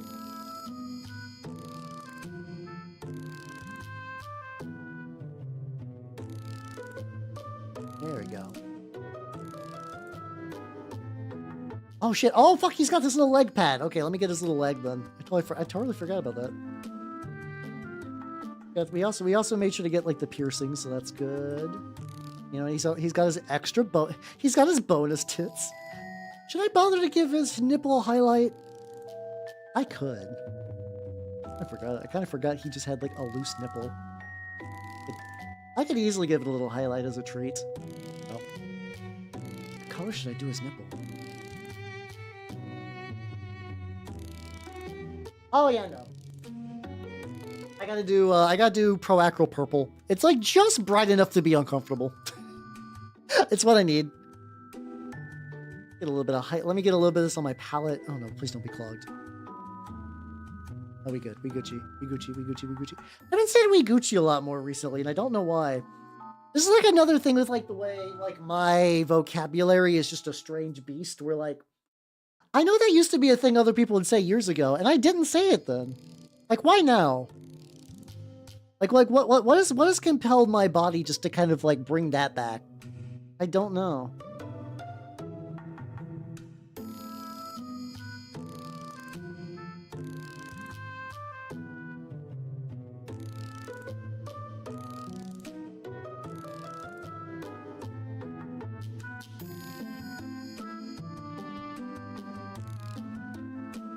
There we go. It's the kid. Oh, it's fun. It's fun to be purposeful. It's also funny because I know an okay amount of people who are teachers that are just in like my extended friend groups, and I do love the reoccurring issue of like what do we do about the whole 67 thing or 67 or whatever, and I do love how the consensus is yeah no you have to do it. Like if you want to shut the 6-7 thing up in your classroom as a teacher, you have to.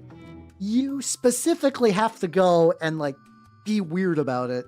Like you have to preempt the 6-7 first. And I'm like, I love that.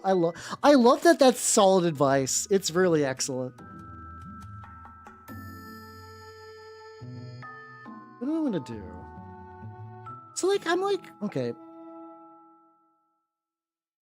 Why does this keep chipping? And I don't understand. There's like a little scuff bit right there.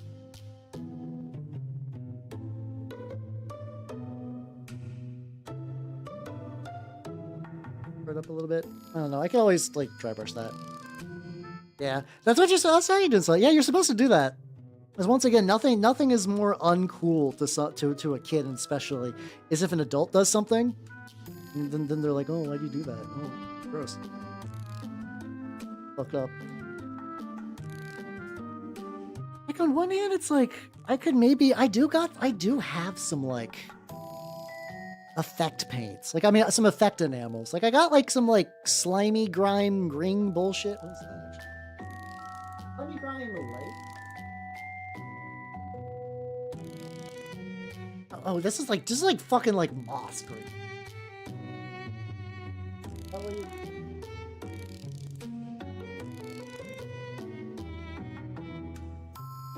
Death. Like I don't know.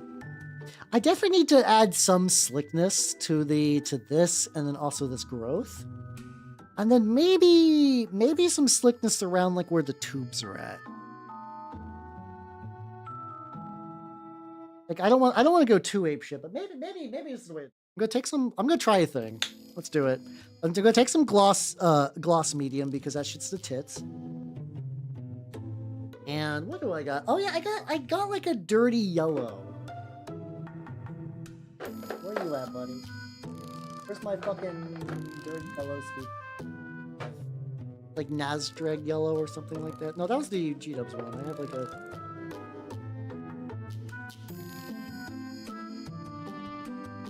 Camo, that, red, warrior skin, marauder skin, dark wood. Gator skin, hardened leather, dusk red, Winnie matter. Do I not have this anymore?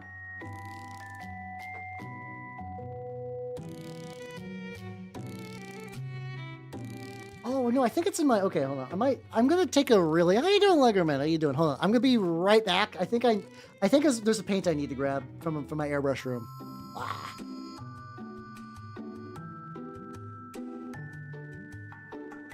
I need to pick some up, and I hope I don't. I'd rather not buy shit.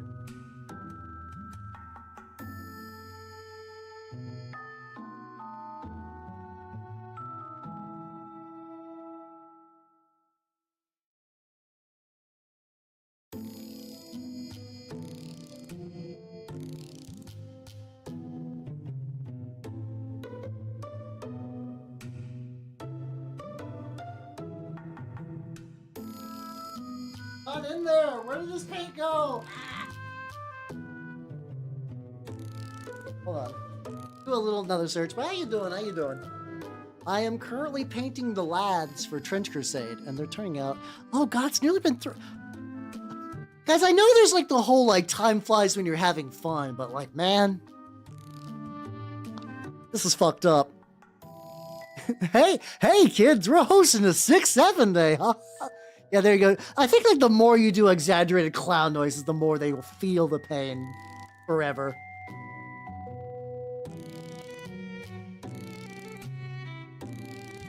Don't boo me, I was just reading. I was reading what other people put.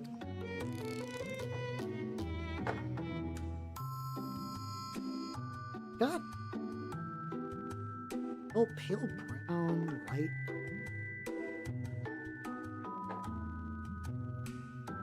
Pale reddish brown. I'm also now just realizing that all these have like little bits on the side that tell you what they do. Like what colors they actually are. Like what is Crusader skin? Oh, it's a light purplish red. Okay. For some reason, I just totally missed that entirely. Okay. Boobs. Oh.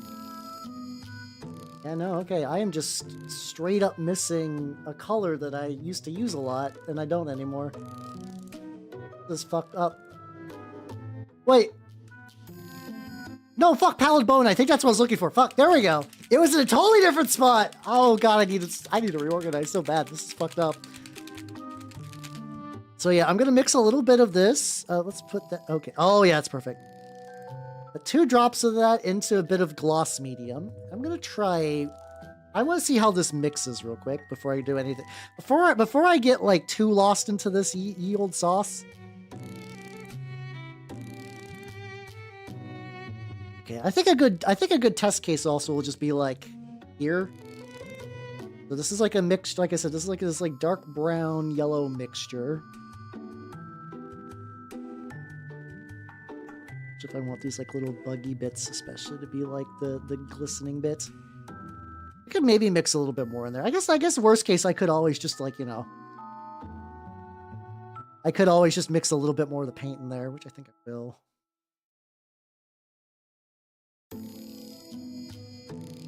It's like I've learned the hard way that if I go too overboard on things being slick, I don't like the way it looks. But there's also little bits that I do think having it be slick. Like I think this, like especially this like little pull-up column thing up top, where it's like if I just have his body be like weird and dry and desiccated, but have everything to do with this little bit up here be just kind of like just like slightly wetter than everything else.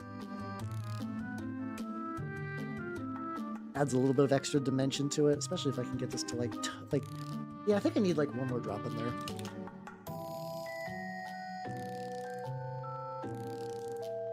I can get the tone, like just like the color tone a little different.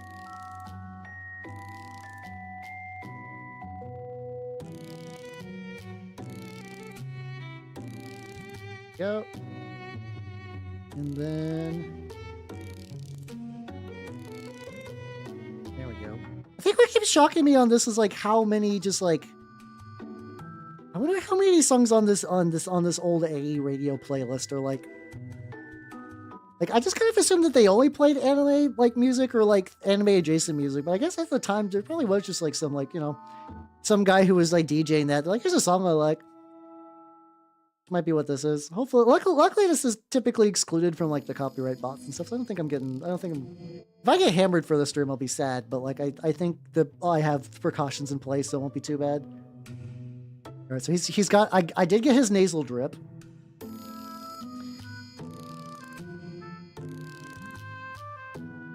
I could make his one leg drippy. I don't know if this is a great idea, but this leg was already kind of a pain anyway. I just want like he's got like one dry leg and one leg that is just like fucking leaking. If I cut off the leak right where that like little band is, I guess it's like he's like got like a little tourniquet on it. I don't know. I think I'm making a poor decision, but I'm coping with it. So I'm just gonna ride it out. We'll see how it goes, you know. Thank you for the hydrate. Give me a quick sec on that. I want to get all these little. I also want to put like little dots inside all of the little goop little pustule things.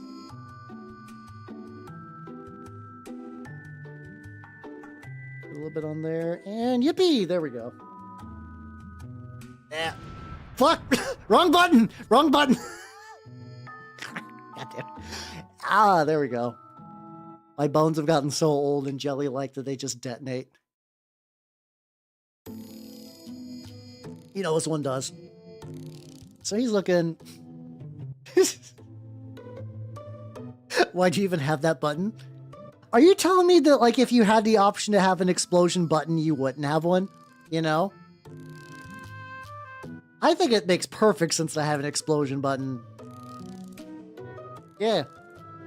I'm gonna put the goo, like, just around where these, like, little ropey bits are. I think that just had the sauce. But when do you use it? Apparently on accident primarily, but, you know. I think even me being used by accident kind of, like, weirdly, kind of, like, is comedically viable, I guess.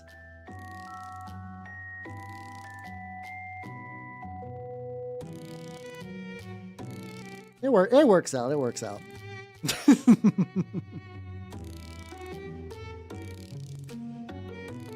Man, I like making these tentacles slimy. I think that's fun.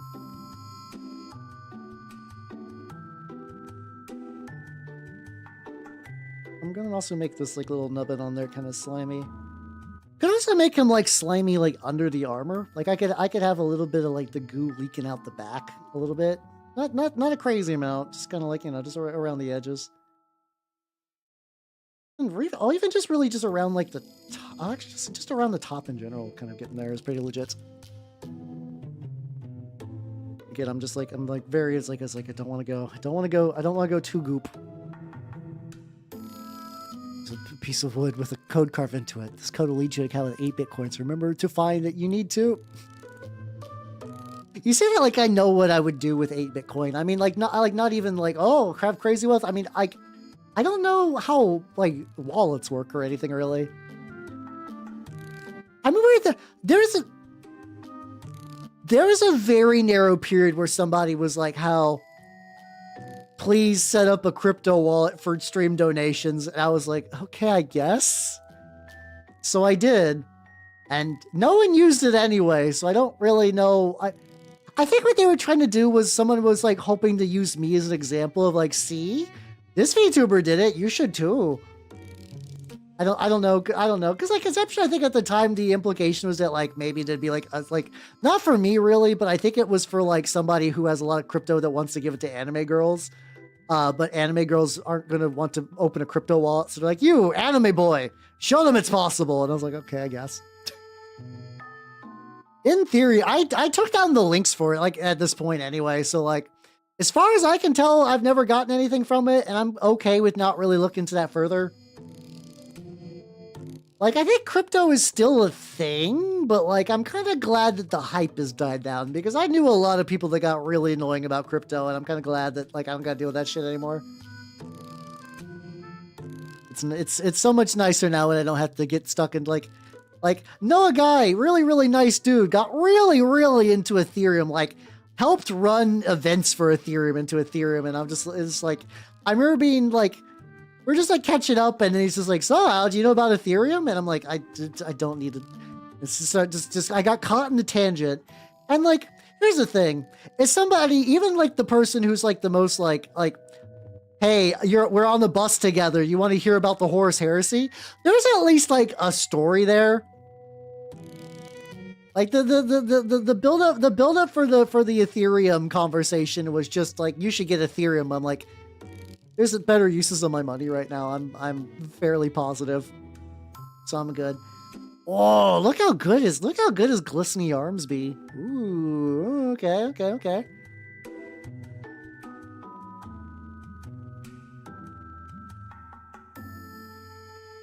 He's looking good. I think this guy could use a bit more goop.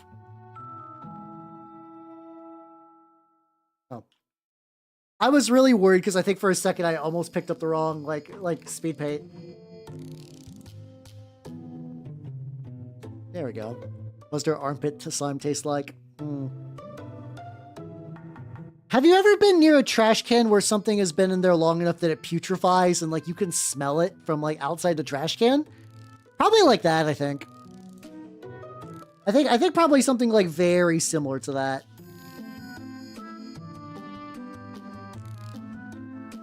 And it kind of like also just kind of leaks slightly more into the rest of the body. Yeah, there we go.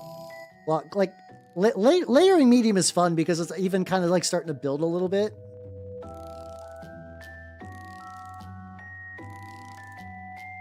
Once again, though, I have to fight the inherent urge. Anytime I do an effect paint, I'm like, there's a demon in the back of my head. It's like, cover him in goop, Hal. Hal, cover him in goop. And I'm like, mostly holding on. Like I'm giving him like a goopy upper shoulder. I kind of like the dustier look on the rest, where it's like he's an old, dirty, desiccated knight, but there's just like a drippy bit to him. He's a gross, dead thing that's just leaking slime constantly, and I think that's wonderful. Yippee! Am I almost done with the? Okay. I was like, am I actually gonna run out of the goop? I thought I had too much goop, and now apparently not enough.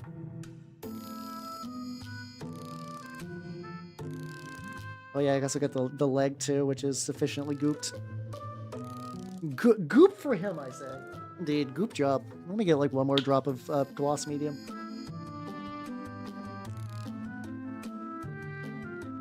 I could. Once again, that's also kind of like a way that like Mold, this guy named, I think his name's like Nick Borelli, but he goes by Mold. He does a lot of tingly bit. Like he does a lot of building things up with layers and layers of medium. And that's like a technique that I've really never done before. Like I've used medium, and like you can kind of see where like things do build up, but I'm not. He's like purposely like borderline sculpting with it, which is buck wild to me. But it's like it seems cool. This little base, this basey bit at the bottom is actually probably okay to slime out a little bit. It's just a base. It's just a base. The bottom of the base. Put on there. So, you know, I could just.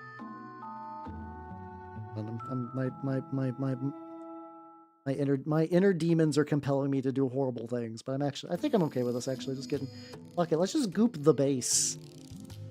Let's just give the base a solid layer of goop. The other guy I could goop as well, actually, and that might even be the key. That might be the ticket to goop the base.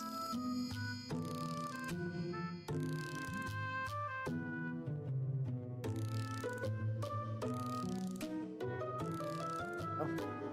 Yeah, I think this is fine. Oh yeah, let's go. Oh yeah, there's the fucking Ghost of the Shell is coming out. Yeah. Oh yeah, I forgot about that. Like the like when's that coming? It's like next. It's like this July, something like that. I watched Standalone Complex. And I eventually went back to watch the OG like Ghost in the Shell movie, which was pretty legit. But I am very curious how the new anime is gonna like.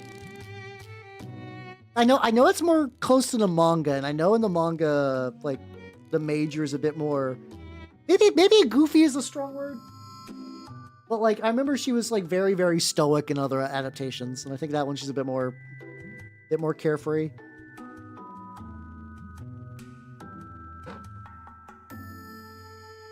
Do I want to do a dry brush on the cloak? No, I think the cloak already has a bit of a natural kind of like that.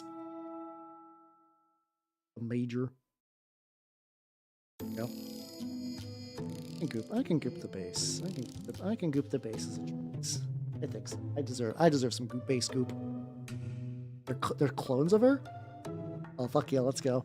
I miss cloning. I miss when people were like, cloning's gonna be the next big thing, and it really wasn't. I bet a lot of that was just due to like regulations and stuff. It's like now the only time I hear about cloning is that like you'll get like kind of like really sensationalist, like China is cloning super organs, China is making super clone baby 64, and I'm like okay, I don't believe that's true, but sure. He's just a completely different character, really. Okay. That could be neat then. That could be neat.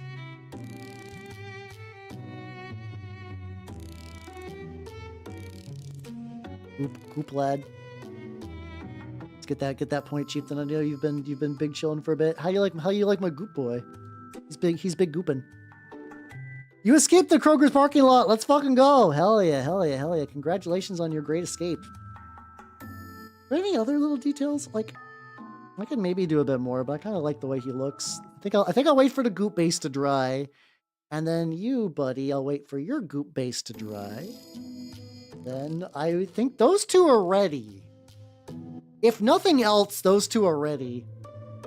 Now it's just a matter of like, let's go back to these two chuckle fucks. The fuck is that like color I decided to use for that? I have different colors now.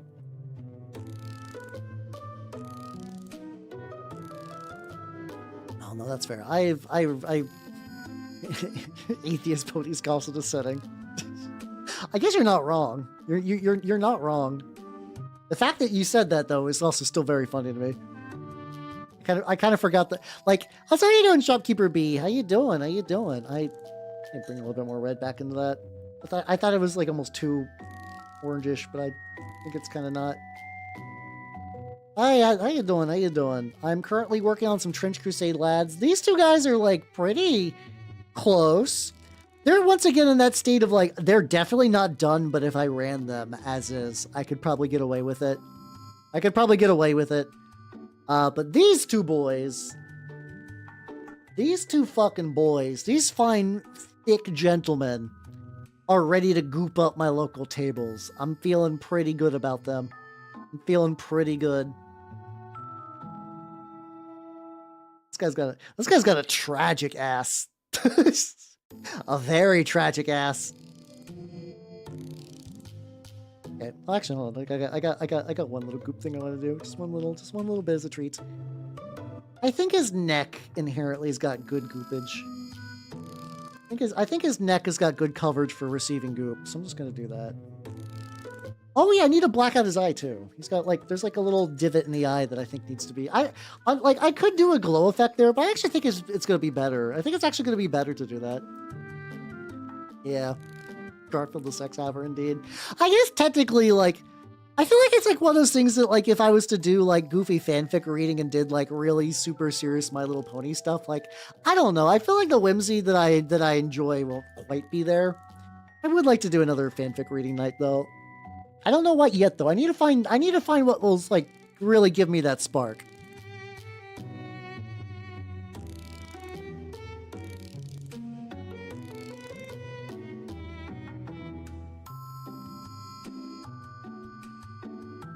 There we go. There we go. Thank you. I'm glad you like my goopies, my goopy lads. I don't know. I like could it secretly slap? Maybe. I know every now and then you will run into people who are like, no, I understand that this is stupid, but actually this is really good. And I could maybe see that, you know. Like, here's the thing, like, if you spend like eons of time writing your crazy long My Little Pony fanfiction, like, I'm torn. On one hand, I think there is a certain level of like brain, like, stuff that goes on that means that like I don't think that could possibly be any good, but like that is practice in a weird way. So I do legitimately wonder if some of those people who do those like crazy long My Little Pony like insane fanfic things, like they probably do get better. Like there might legitimately be some skill. Like I don't know, or maybe like some of them will be like, oh god, I can actually just like write a real book with like my own character. Like how, you know how like a lot of those like kind of like the 50 Shades of Grey and whatever, just like a basically ascended fan fiction. There's a lot of stuff that just like a lot of people have taken fanfics and just filed the serial numbers off, which I am fully in support of. I think that's a cool thing to do, is to like work on like a little goofy fan thing and be like, you know, not to like denigrate the goofy. I shouldn't say goofy fan thing. If you're really passionate about like a fan project you're working on, but you decide that like you think you've transformed it enough that you can really make it your own, I think that's great, really.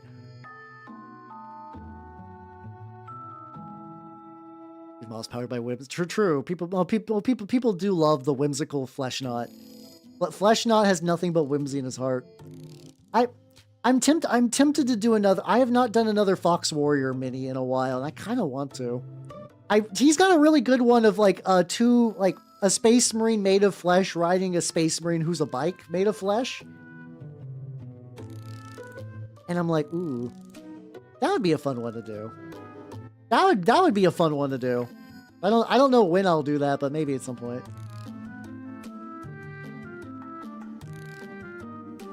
We're getting that dry brush. Ready for that. Yeah, the flesh knot. I don't have him ready to go. Okay. Oh, for casual, if you have not seen it, okay, here's what you're gonna do. Here's what you're gonna do. Go to my Instagram. I'm not just showing my Instagram, but it's on there. Scroll down, and then we feel your soul physically recoil. And then you see him and all of his tidy-whitey glory. You're like, ah, that's the creature Hal was talking about. Yippee. How you doing, Yori? How you doing? Welcome. You want to see my goopy boys? My biggest goop, my big goops. There we go. Here's my big goops. I'm horrified. Let's go. That's the correct response. Also, thank you, Huggy Chainsaw. Thank you.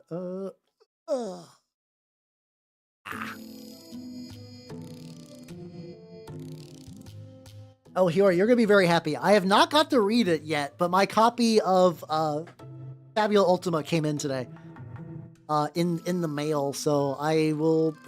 Ideally, this weekend I'm gonna try to read up on it. Now that I don't have to do taxes well, actually, last weekend was basically taxes and then heavy ice shoveling.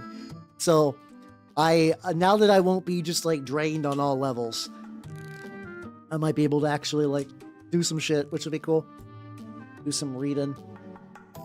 I have a couple of our TRPG books I need to read up on for stuff. He has to Dal. No, listen, the Fleshnot, I'm fully on board. He's still a lad. He's an unconventional lad, but a lad nonetheless. I will not deny the Fleshnot his ladness. Sure, he's a big blob of meat wearing whitey tidies, but like, you know, I think a lot of people's lads are big balls of meat wearing whitey tidies. I think a lot of people have friends that fit that exact body shape, you know?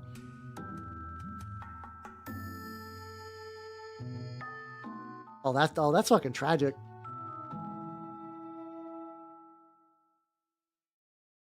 There we go. I had to turn that up. Got a little louder on my end.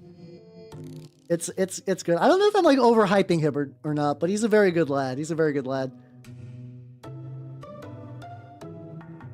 very happy with this. Oh, I'm very happy this lad will be done soon. Also, another thing I need to do. This is like not that far away. I keep forgetting about this guy. The banner dude for my turnip gene stealers.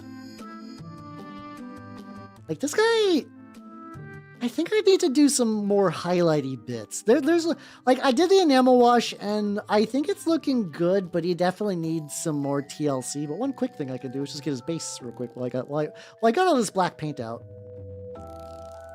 This is like a boar bristle brush, which are they're bad, but they're kind of bad in a way that's like, yeah, these things are not going to hold a point very well, but by God, they're going to be really, really sturdy. Like it'll stay. This brush will stay a very mediocre brush for ideally many moons to come. If I keep my shit together.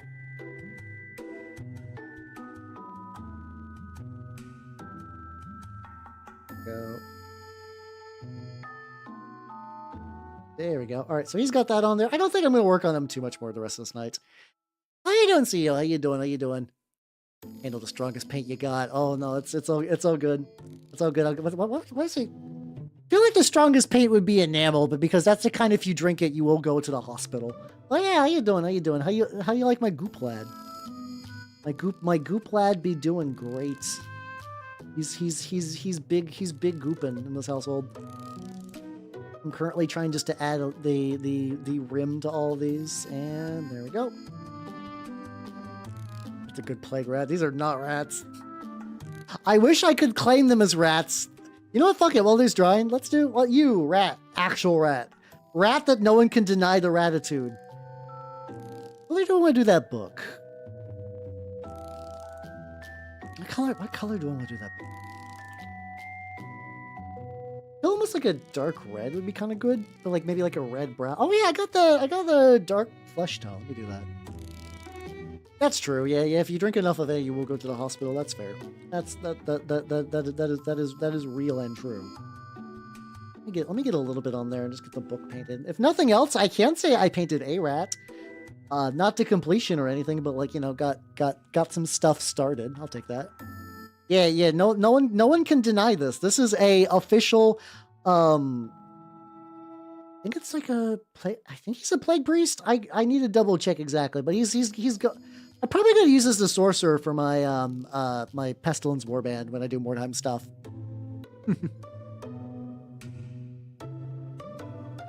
Summon some ghost rock to brush away the highlights. Yeah, that works. They'll do it.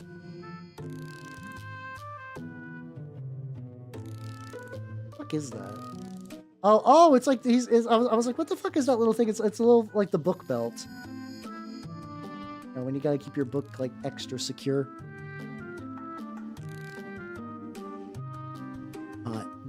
Oh yeah, and I don't like non-metallic metal too much. Like, I understand that it's a high expression of skill. Oh, hey, there we go. Speaking about Ghost in the Shell. God, I haven't heard this song forever.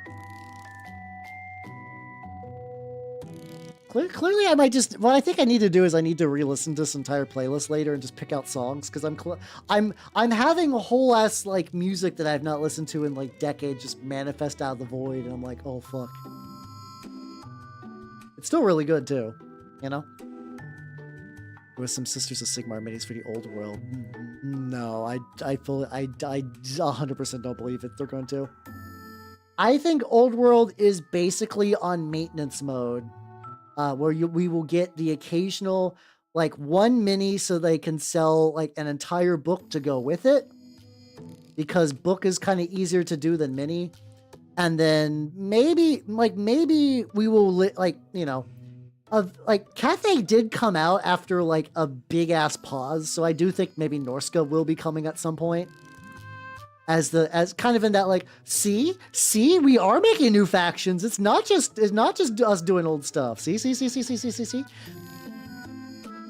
And like Games Workshop knows that Mordheim's popular, and there's no way that they have not had meetings to be like, how can we capitalize on this? I thought Norska didn't come out for Old World. I thought they shelved it.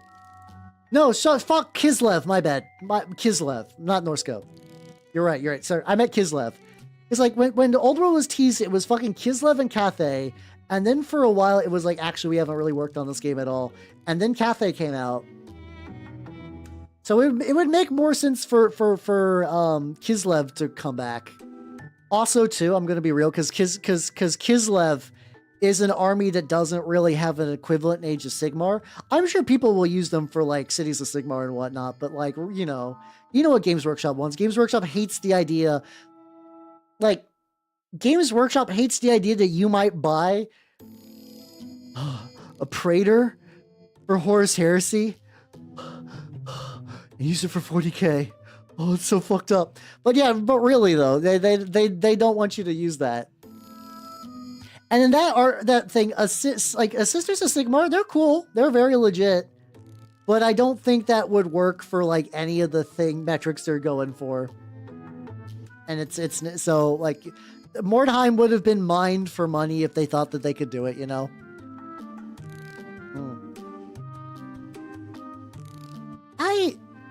I'm more likely to believe the idea that it was less over anyone in particular, and more that like Games Workshop just kind of had like, I do think COVID punched Games Workshop firmly in the dick.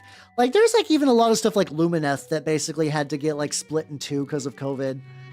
So I think it's partially that, partially just usual G-dub's incompetence. I don't believe that they would actually like not release Kislev for that reason. They put like the idea of putting so much time and money into like sculpts and rules and stuff.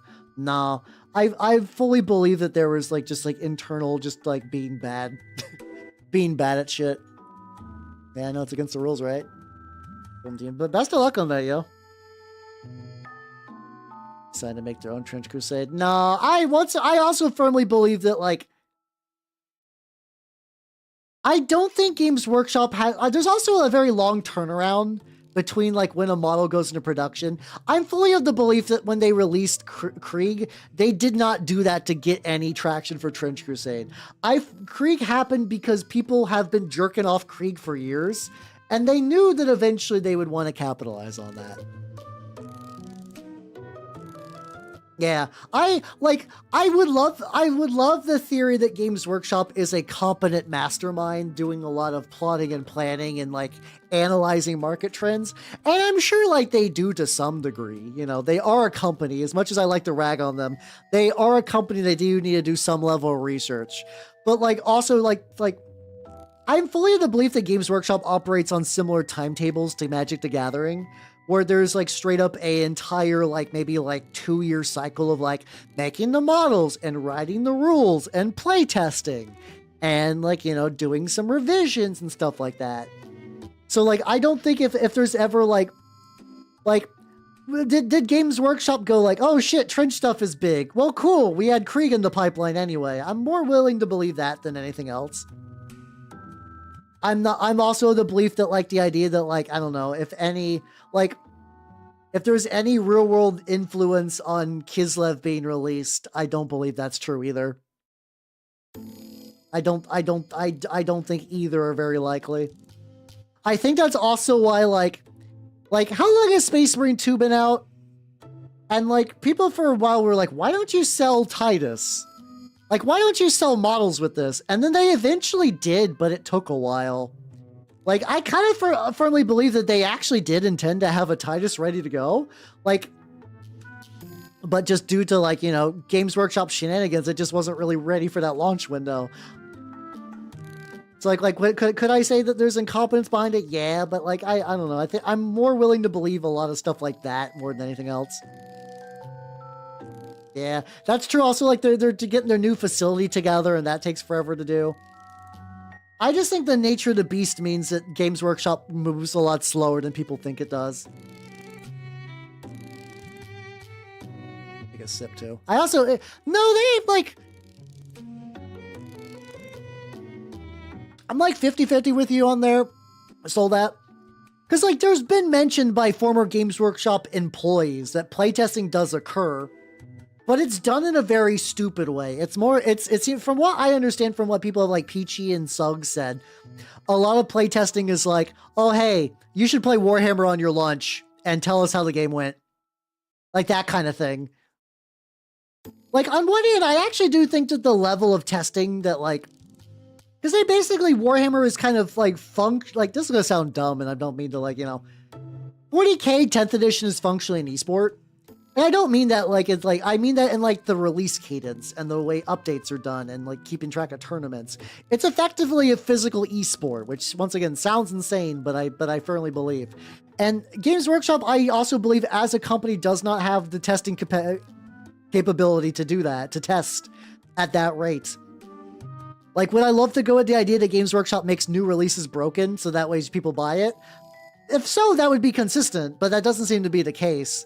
I think what's more likely is that they test in a really stupid, lazy way that's cheap for them, and then things get released, and then once the general public and the tournament scene get their hands on it, they tweak levers until it's ready, you know? No, I don't think they just, because like there's a lot of models that are bad. Here's why I disagree with that idea that all the new models are OP. Hey, so do you remember The Emperor's Children got released not that long, like you know, like a year ago, right? How often is Fulgrim just tearing up local tables? Like, how many people are like, Fulgrim is OP and needs nerfed? Pretty much no one. I don't think that's a real person. If so, I don't think that person is like good at the game to make any actual sweeping judgments. If Games Workshop was going to make any model of the Emperor's Children Codex busted, do you think they would have chose to make the most efficient way to run them with 3 Winged Daemon Princes on release, or Fulgrim? Exactly. You would assume that, but that's not true. They even had to make like an extra detachment to make people consider bringing Fulgrim. And once again, I don't really play 10th edition, so I don't have like a huge horse in this race. But like that's why I don't 100% go into the idea that Games Workshop like purposely makes the newest thing OP, because I think that implies a level of foresight that I still don't think they have. How you doing, Minida? How you doing? How you doing? I don't have any horse in this heresy. Fucker. And also, how you doing, Decaf? How you doing? Oh yeah, a lot of stuff. Based on my experience, that like whenever I hear a lot of people who are like new to the game or like looking to get into it, stratagems just fuck people up. Cause like to me, fair, stratagems feel really weird. Like the idea of like you have special abilities that you can use via like a pool of points, like that's not that strange. But they activate in different phases. Some of them target different things. Some of them cost different amounts. You got point reducers, and then you also have like, you know, some of them are way better than others. But it also like you need to know what yours do. And there's less in this edition because of that. But also like if you don't know what your opponent's ones do, if you're playing competitive, you know every army and what their stratagems do. That's not that big of a deal. If you're a new player, you sit down from your friend and he does the stratagem, it's like, yeah, fuck you. That attack that you planned out, here's a point counter that you did that just wasn't immediately like something you knew on the table. Like you can tell them about the stratagem. You can explain it in advance, but it doesn't really settle in. I think stuff like that for a new player is just like really like what like really gotcha, you know? Yeah, yeah. Sometimes you do just also have just like obtuse armies, yeah. Oh god, fucking I don't know. Here's the thing, I would even say calling myself an Uma Musume fan is really generous. Cause like I have like a couple that I enjoy and like I'm casually aware of a lot of them. But like if you're like assign Umas, fucking Tachyon, Agnes Tachyon is Fabius Bile. Okay, that's it. That's about all I could do. Stromboli is the Emperor of Mankind. I know it's like Rudolph Symboli or whatever. I like to call her Stromboli because it's a fun name. But you know that. I mean, that's definitely people like communicate incorrectly, but that's also the kind of shit that like in a new group or like that kind of stuff can choke up new players. I don't know if I'd say they should like excise that or anything from the game. I don't know about that. I'm just saying there are some rules like that definitely I've seen new players that are like, I don't like and or understand this. This is weird. There's a lot of people that just like in their own private friend groups just don't play with stratagems. I know that seems to be a regular occurring thing I hear locally, which a lot of the game is kind of based on those. So I don't know what the fuck's going on in those, but sure. Haru Urara. Somebody who is like really bad but endearing in 40k.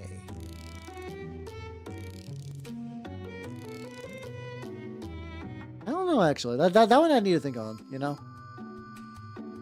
Yeah. Oh yeah. I'm fairly in the belief that like I know tournament players get a bad rap in a lot of things.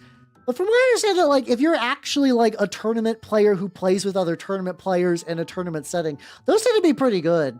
Usually the kind of people that pub stomp are people who get like scrubbed out of those tables because they gotta like think and like plan. Like what isn't like is there that general concept where it's like, you know, I know some editions that varies, but the idea of you could take a mediocre army piloted well and destroy like the top meta army that's piloted poorly kind of dealio. Oh shit, you're right. Lamenters are the correct choice. Fuck, you're right. I did not even consider it.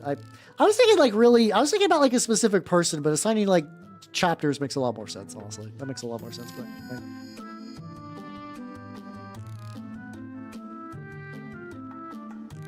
All right, what do we got for like things on the lad?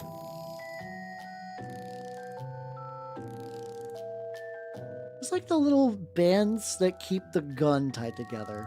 Actually, you know what'd be kind of cool for that? Let's do well, maybe rough. I was gonna do rough iron, but I think that's a bit too much. How about just like evil chrome? Yeah. Oh god, yeah. The fucking side games. this is like a thing some Japanese companies do. Shout out to my favorite of that, like Square Enix. Square Enix is like very funny because they jump on like dumb fads like way too late. Like, I remember that there was a while where Squeenix was like really going into the idea of NFTs. And I'm like at the point in time where NFTs were like, NFTs have always been lame, but like there's like a narrow period where you could be like, it's a company making a bad decision. But then it's like once it got to that, it's like, this is a company making a fucking stupid decision. Hold on, did they ever post pictures of those? Like, did they ever follow through on that? I have to know.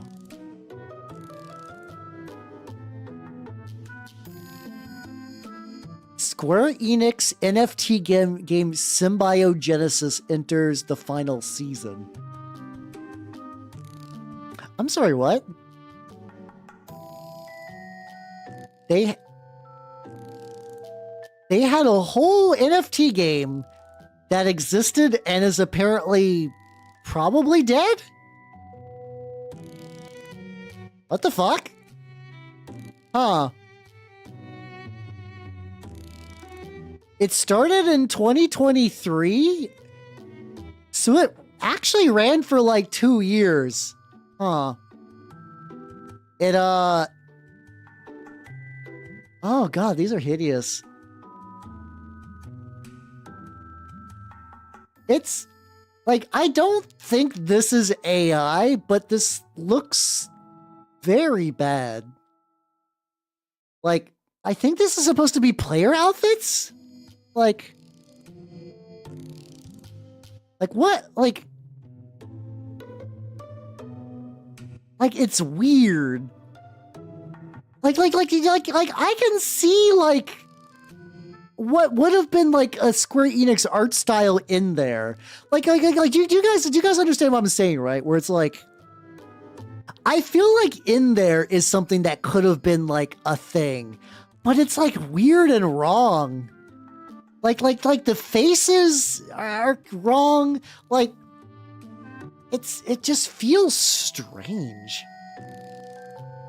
Is there any other like more? I'm fascinated by this idea now. Every pic of what looks like a player character, they look like weirdly round faced. It's like the best way I can describe it, it's like if you took the Bravely Default artist, forced them to make like a sci-fi thing, and then beat them with hammers before you let them draw. How are you doing, Sir Sebastian? We're digging for something. This is the Square Enix NFT game that I think is dead or is close to dying. So like when the game dies, your NFTs become useless. So like, cause like, you know, a lot of gacha you know, a lot of the big gacha games last a while, but a lot of gacha games last for like 2 years and fucking die. And people are fucking doing NFTs with this? With this? Amazing. That's terrible. I don't know. I don't think this is AI, but it's definitely bad. It's definitely bad. Because, like, mind you, like 2020... Oh, actually, that little thing in the bottom is kind of weird. This is 2023, when the game was released. And, like, AI Gen was there. So let's investigate the hair real quick. Hair is usually... Oh, actually, hold on. No. Oh, God, no, you're right. Hold on. Let's enhance. Let's enhance. The lady's hair looks kind of fucked up, but I think the dude has the most visible like AI crust on him. Oh, they probably did. They probably actually put the Bravely Default artist's work into there. All right, let's see what's going on. He's got like weird neck gills. The hair is. How you doing, Toto? Did you know Square Enix had an NFT game? We got like really rough ends that are terminating into nothing. The hair pattern is just kind of doing stuff. Yeah, yeah, especially the back hair. The back hair is just kind of it might have been cleaned up, but this is definitely I feel more yeah. So yeah, Toto. There's apparently I was joking about the idea that like it was brought up that Side Games is doing AI stuff, which is dumb. But I was like, that Square Enix always is kind of doing the person who does the kind of company that does shit like this. And I was like, I know that they were looking into NFTs at one point, and I was seeing. So there was a game called Symbiogenesis.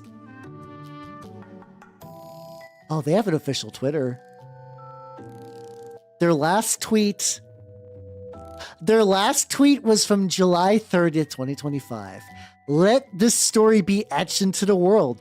Share your memories and feelings through this final tag. There is 25 likes on that and no responses on Twitter. What was the latest tag on this? There's some Japanese players talking around January where I guess they're reminiscing a little bit. God, even this final, this is like the going away art piece for this game, and it still looks like shit. This still looks bad. Like this is sort of the last, like, our game is ending. Thank you for playing kind of image. And this is like still like this is the image you're gonna go out on, I guess. Okay. This is hold on. What's going on with Dude's belt? What's going on with Dude's belt? Hold on. What's going on there? I assure you I'm looking at his general crotch region for scientific purposes. What the fuck is going on here? What the fuck is going on in that belt? What is going on with your dick, my guy? Oh my god, okay, yeah, no, this is... He's got... His pants have a flap. That's just there. It's just there doing stuff. The belt holds up nothing, kinda. It's got like a little pocket thing. Oh, man. It's amazing that Squeenix has like years of like good games under their belt, but then will also just like greenlight shit like this. The Final Fantasy belt beaten with hammers, but AI hammers are generated hammers. Let's bring. I'm gonna look at Girlface real quick. Sorry, I know this is a painting stream, but I'm having a fun little tangent here. Don't mind me. She got anything obviously fucked up going on? I mean the belt, I mean, it's, oh god, yeah, no, like, look at that, like, little, like, central scarf. That's got some, like, weird, raggedy, oh god, yeah, no, it's bad. Every little bit I look at this is just shit. Like, here's the thing. If this is not AI art, you should also not pay for this. Square, like the fact that, like, if this isn't AI art somehow, Square Enix willingly put this up as their, like, final thank you for the game. Like, if this was supposed to be a thing you cared about, you should at least, like, do better. She's got, like, a scabbard, I guess, to hold her massive cock, I guess. I don't know why. The light cuts, like, it becomes bright midway through here. This is a Square Enix game, yes, called, it's dead now, but this was a Square Enix game. Let's go. Oh my god, look at her. Oh, hold on. I need to let's put some emphasis. Now, as how viewers, I assure all of you are familiar with anime breasts, right? Listen, it's fun to say that. There's you cannot blame me for doing that as a bit. Well, okay, hold on. Let's you know. I saw something. And I want to he also just has nothing. Like, not even, like, just anything. Well, that's whatever. Hey, guys. Why are her bonks two different sizes? Like, not slightly, not nitpicking. Look how obviously different her breasts are. Like, Square Enix, you're running a gacha game. It's an NFT piece of shit slop gacha game, right? That's not fine, but whatever. You're selling slop. You don't even have the courtesy to fix the tits. The part that you would use to listen, the people who care the least about everything else will still care about this, and you fucked it up. Look at her ribbon. Her ribbon just terminates into nothing. What's happening here? Oh my god. I kind of want to see a gameplay video of this now, just because it's so bad. It's fascinating, actually. Like it's all the sins of like a slop game, but like if this is made by like some company you've never heard of that's in like California, where everybody's like, yeah, we vibe coded our gacha game. Like, but this is Square Enix, man. It's Squeenix. I know they've fallen. I know the Square, like, that's always, I think, the thing that, like, going into, like, you know, growing up and thinking that every company that made games is, like, a direct continuation of their lineage. So, to explain what I mean by that, the Square Enix of now probably has very little DNA of the Square Enix of the past in terms of like talent. Like, do some of the the bigwigs still like work there? Yeah, probably. Like, Nomura probably still has like, you know, some stuff going on at Square Enix. I know he's still doing some games, and I do think there are talented people who work there, you know, but also it's like, oh yeah, no, a lot of the people who are responsible for games that are considered like pillars of the medium have long since left. That's assuming they're even in the industry. A lot of people over the years have just like, nah, video games aren't worth it. I'm gonna go work on pianos now, bye. And they'll just do shit like that. It's like, man. Yeah. No, I agree, yeah. Like, I can't, like, I'm kind of of the belief that if any NFT game, like, what's the best way to say this? If what people said about these NFT games were true, you think there would be one. There would be one game that people could be like, see, this one's good. But as far as I can tell, we've never had that game. It's always been garbage. The idea that like a lot of stuff, it's like the idea that's like, oh yeah, no, we could like, listen, this game uses NFTs. But it's going to make the gameplay better. Like not a single example. Not even like an attempt. Like not even like someone would say an example and people would be like, that example's stupid. Like, we don't even got that. It's just all bad. It's just all terrible. Yeah, it's sad. This is Squeenix. Squeenix made that game.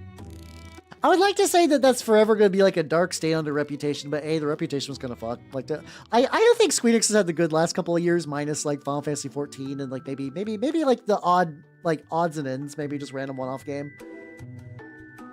But like, man, yeah, I think like for me the big thing was BioWare, like, and like I was very lucky that I had this happen in like, you know, over the course of the Mass Effect series.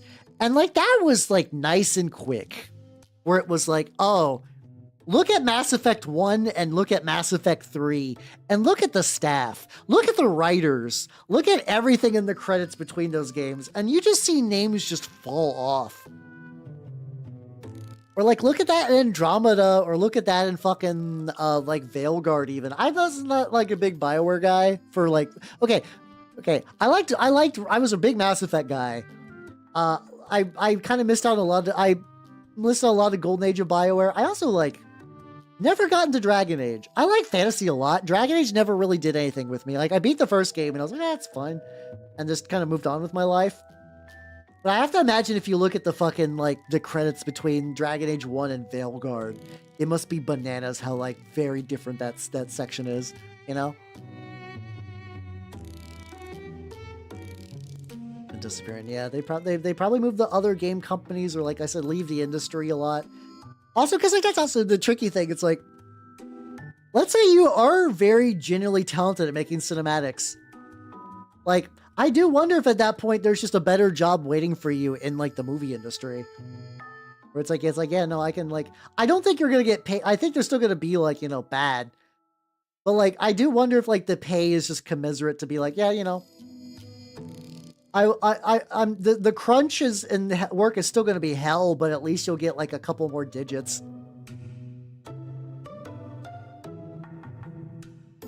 Yeah. Oh yeah, no, that's kind of funny too, because yeah, we've had some good successes.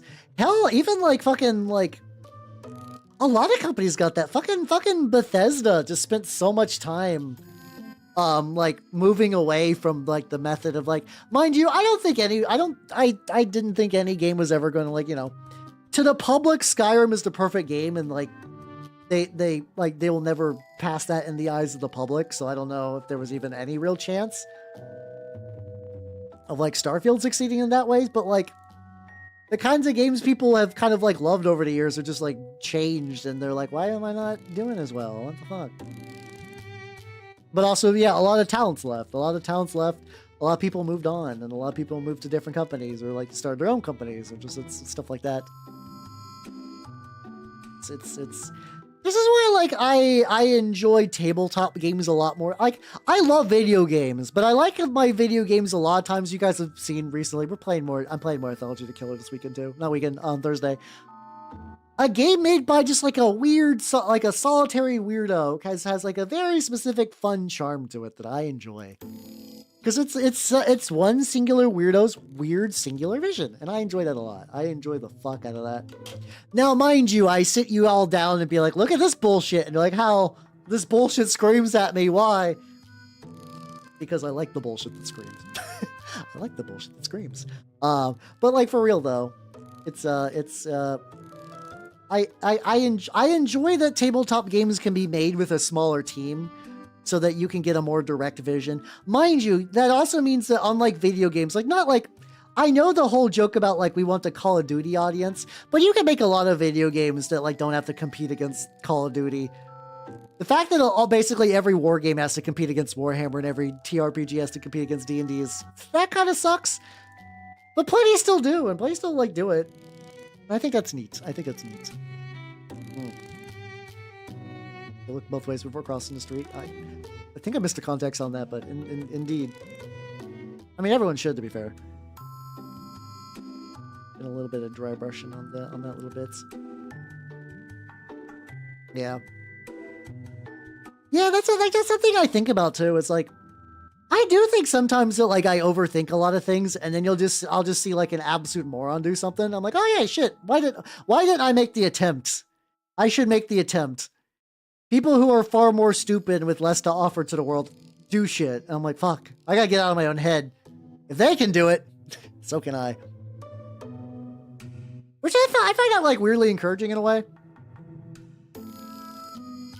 They're like people out there are doing like people who are doing good shit, but there's other people doing bad shit.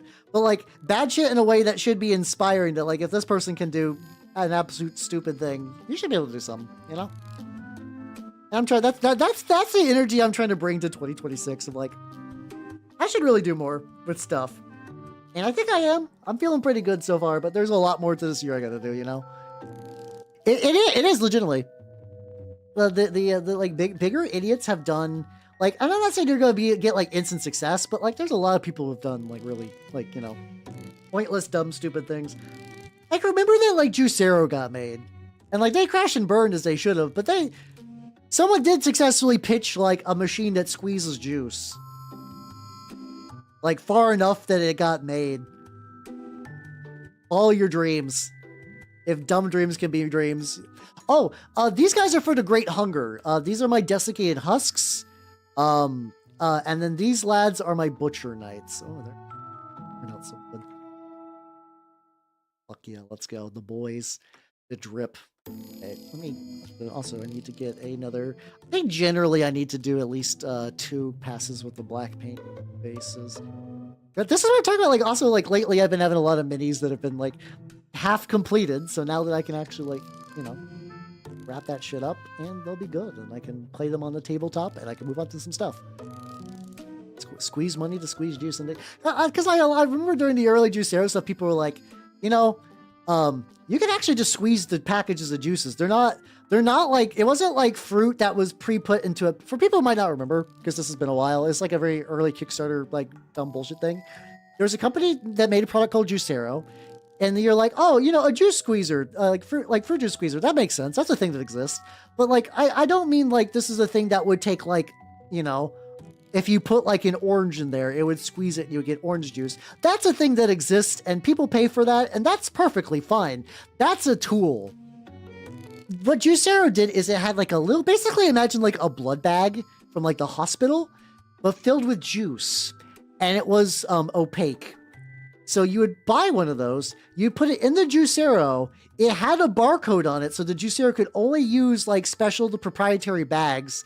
And then when it recognized the barcode, it would squeeze the pack and you'd get the juice that's inside. The same sort of juice that if you just took like a really sharp straw and poked it through the side of the bag, you could still get that juice. That juice was free. You could do that without a Juicero. I actually don't know how good the juice was. I don't think it matters. They were charging like hundreds of dollars for this thing though. It was one of those very like make something big and crazy to trick people who are like with more money than sense. But then the general public is like, oh wait, this is stupid. Why did you make this? And yeah, you can squeeze it with your hands. There's really all kinds of stuff you could do with Juicero. It was not worth it. Yeah, it was like crazy. Yeah, it was big money. Like to the point it was just like, it's like, oh god, this is absolutely fucking stupid. He's got like a slight lip to his base that I'm actually just not super aware of.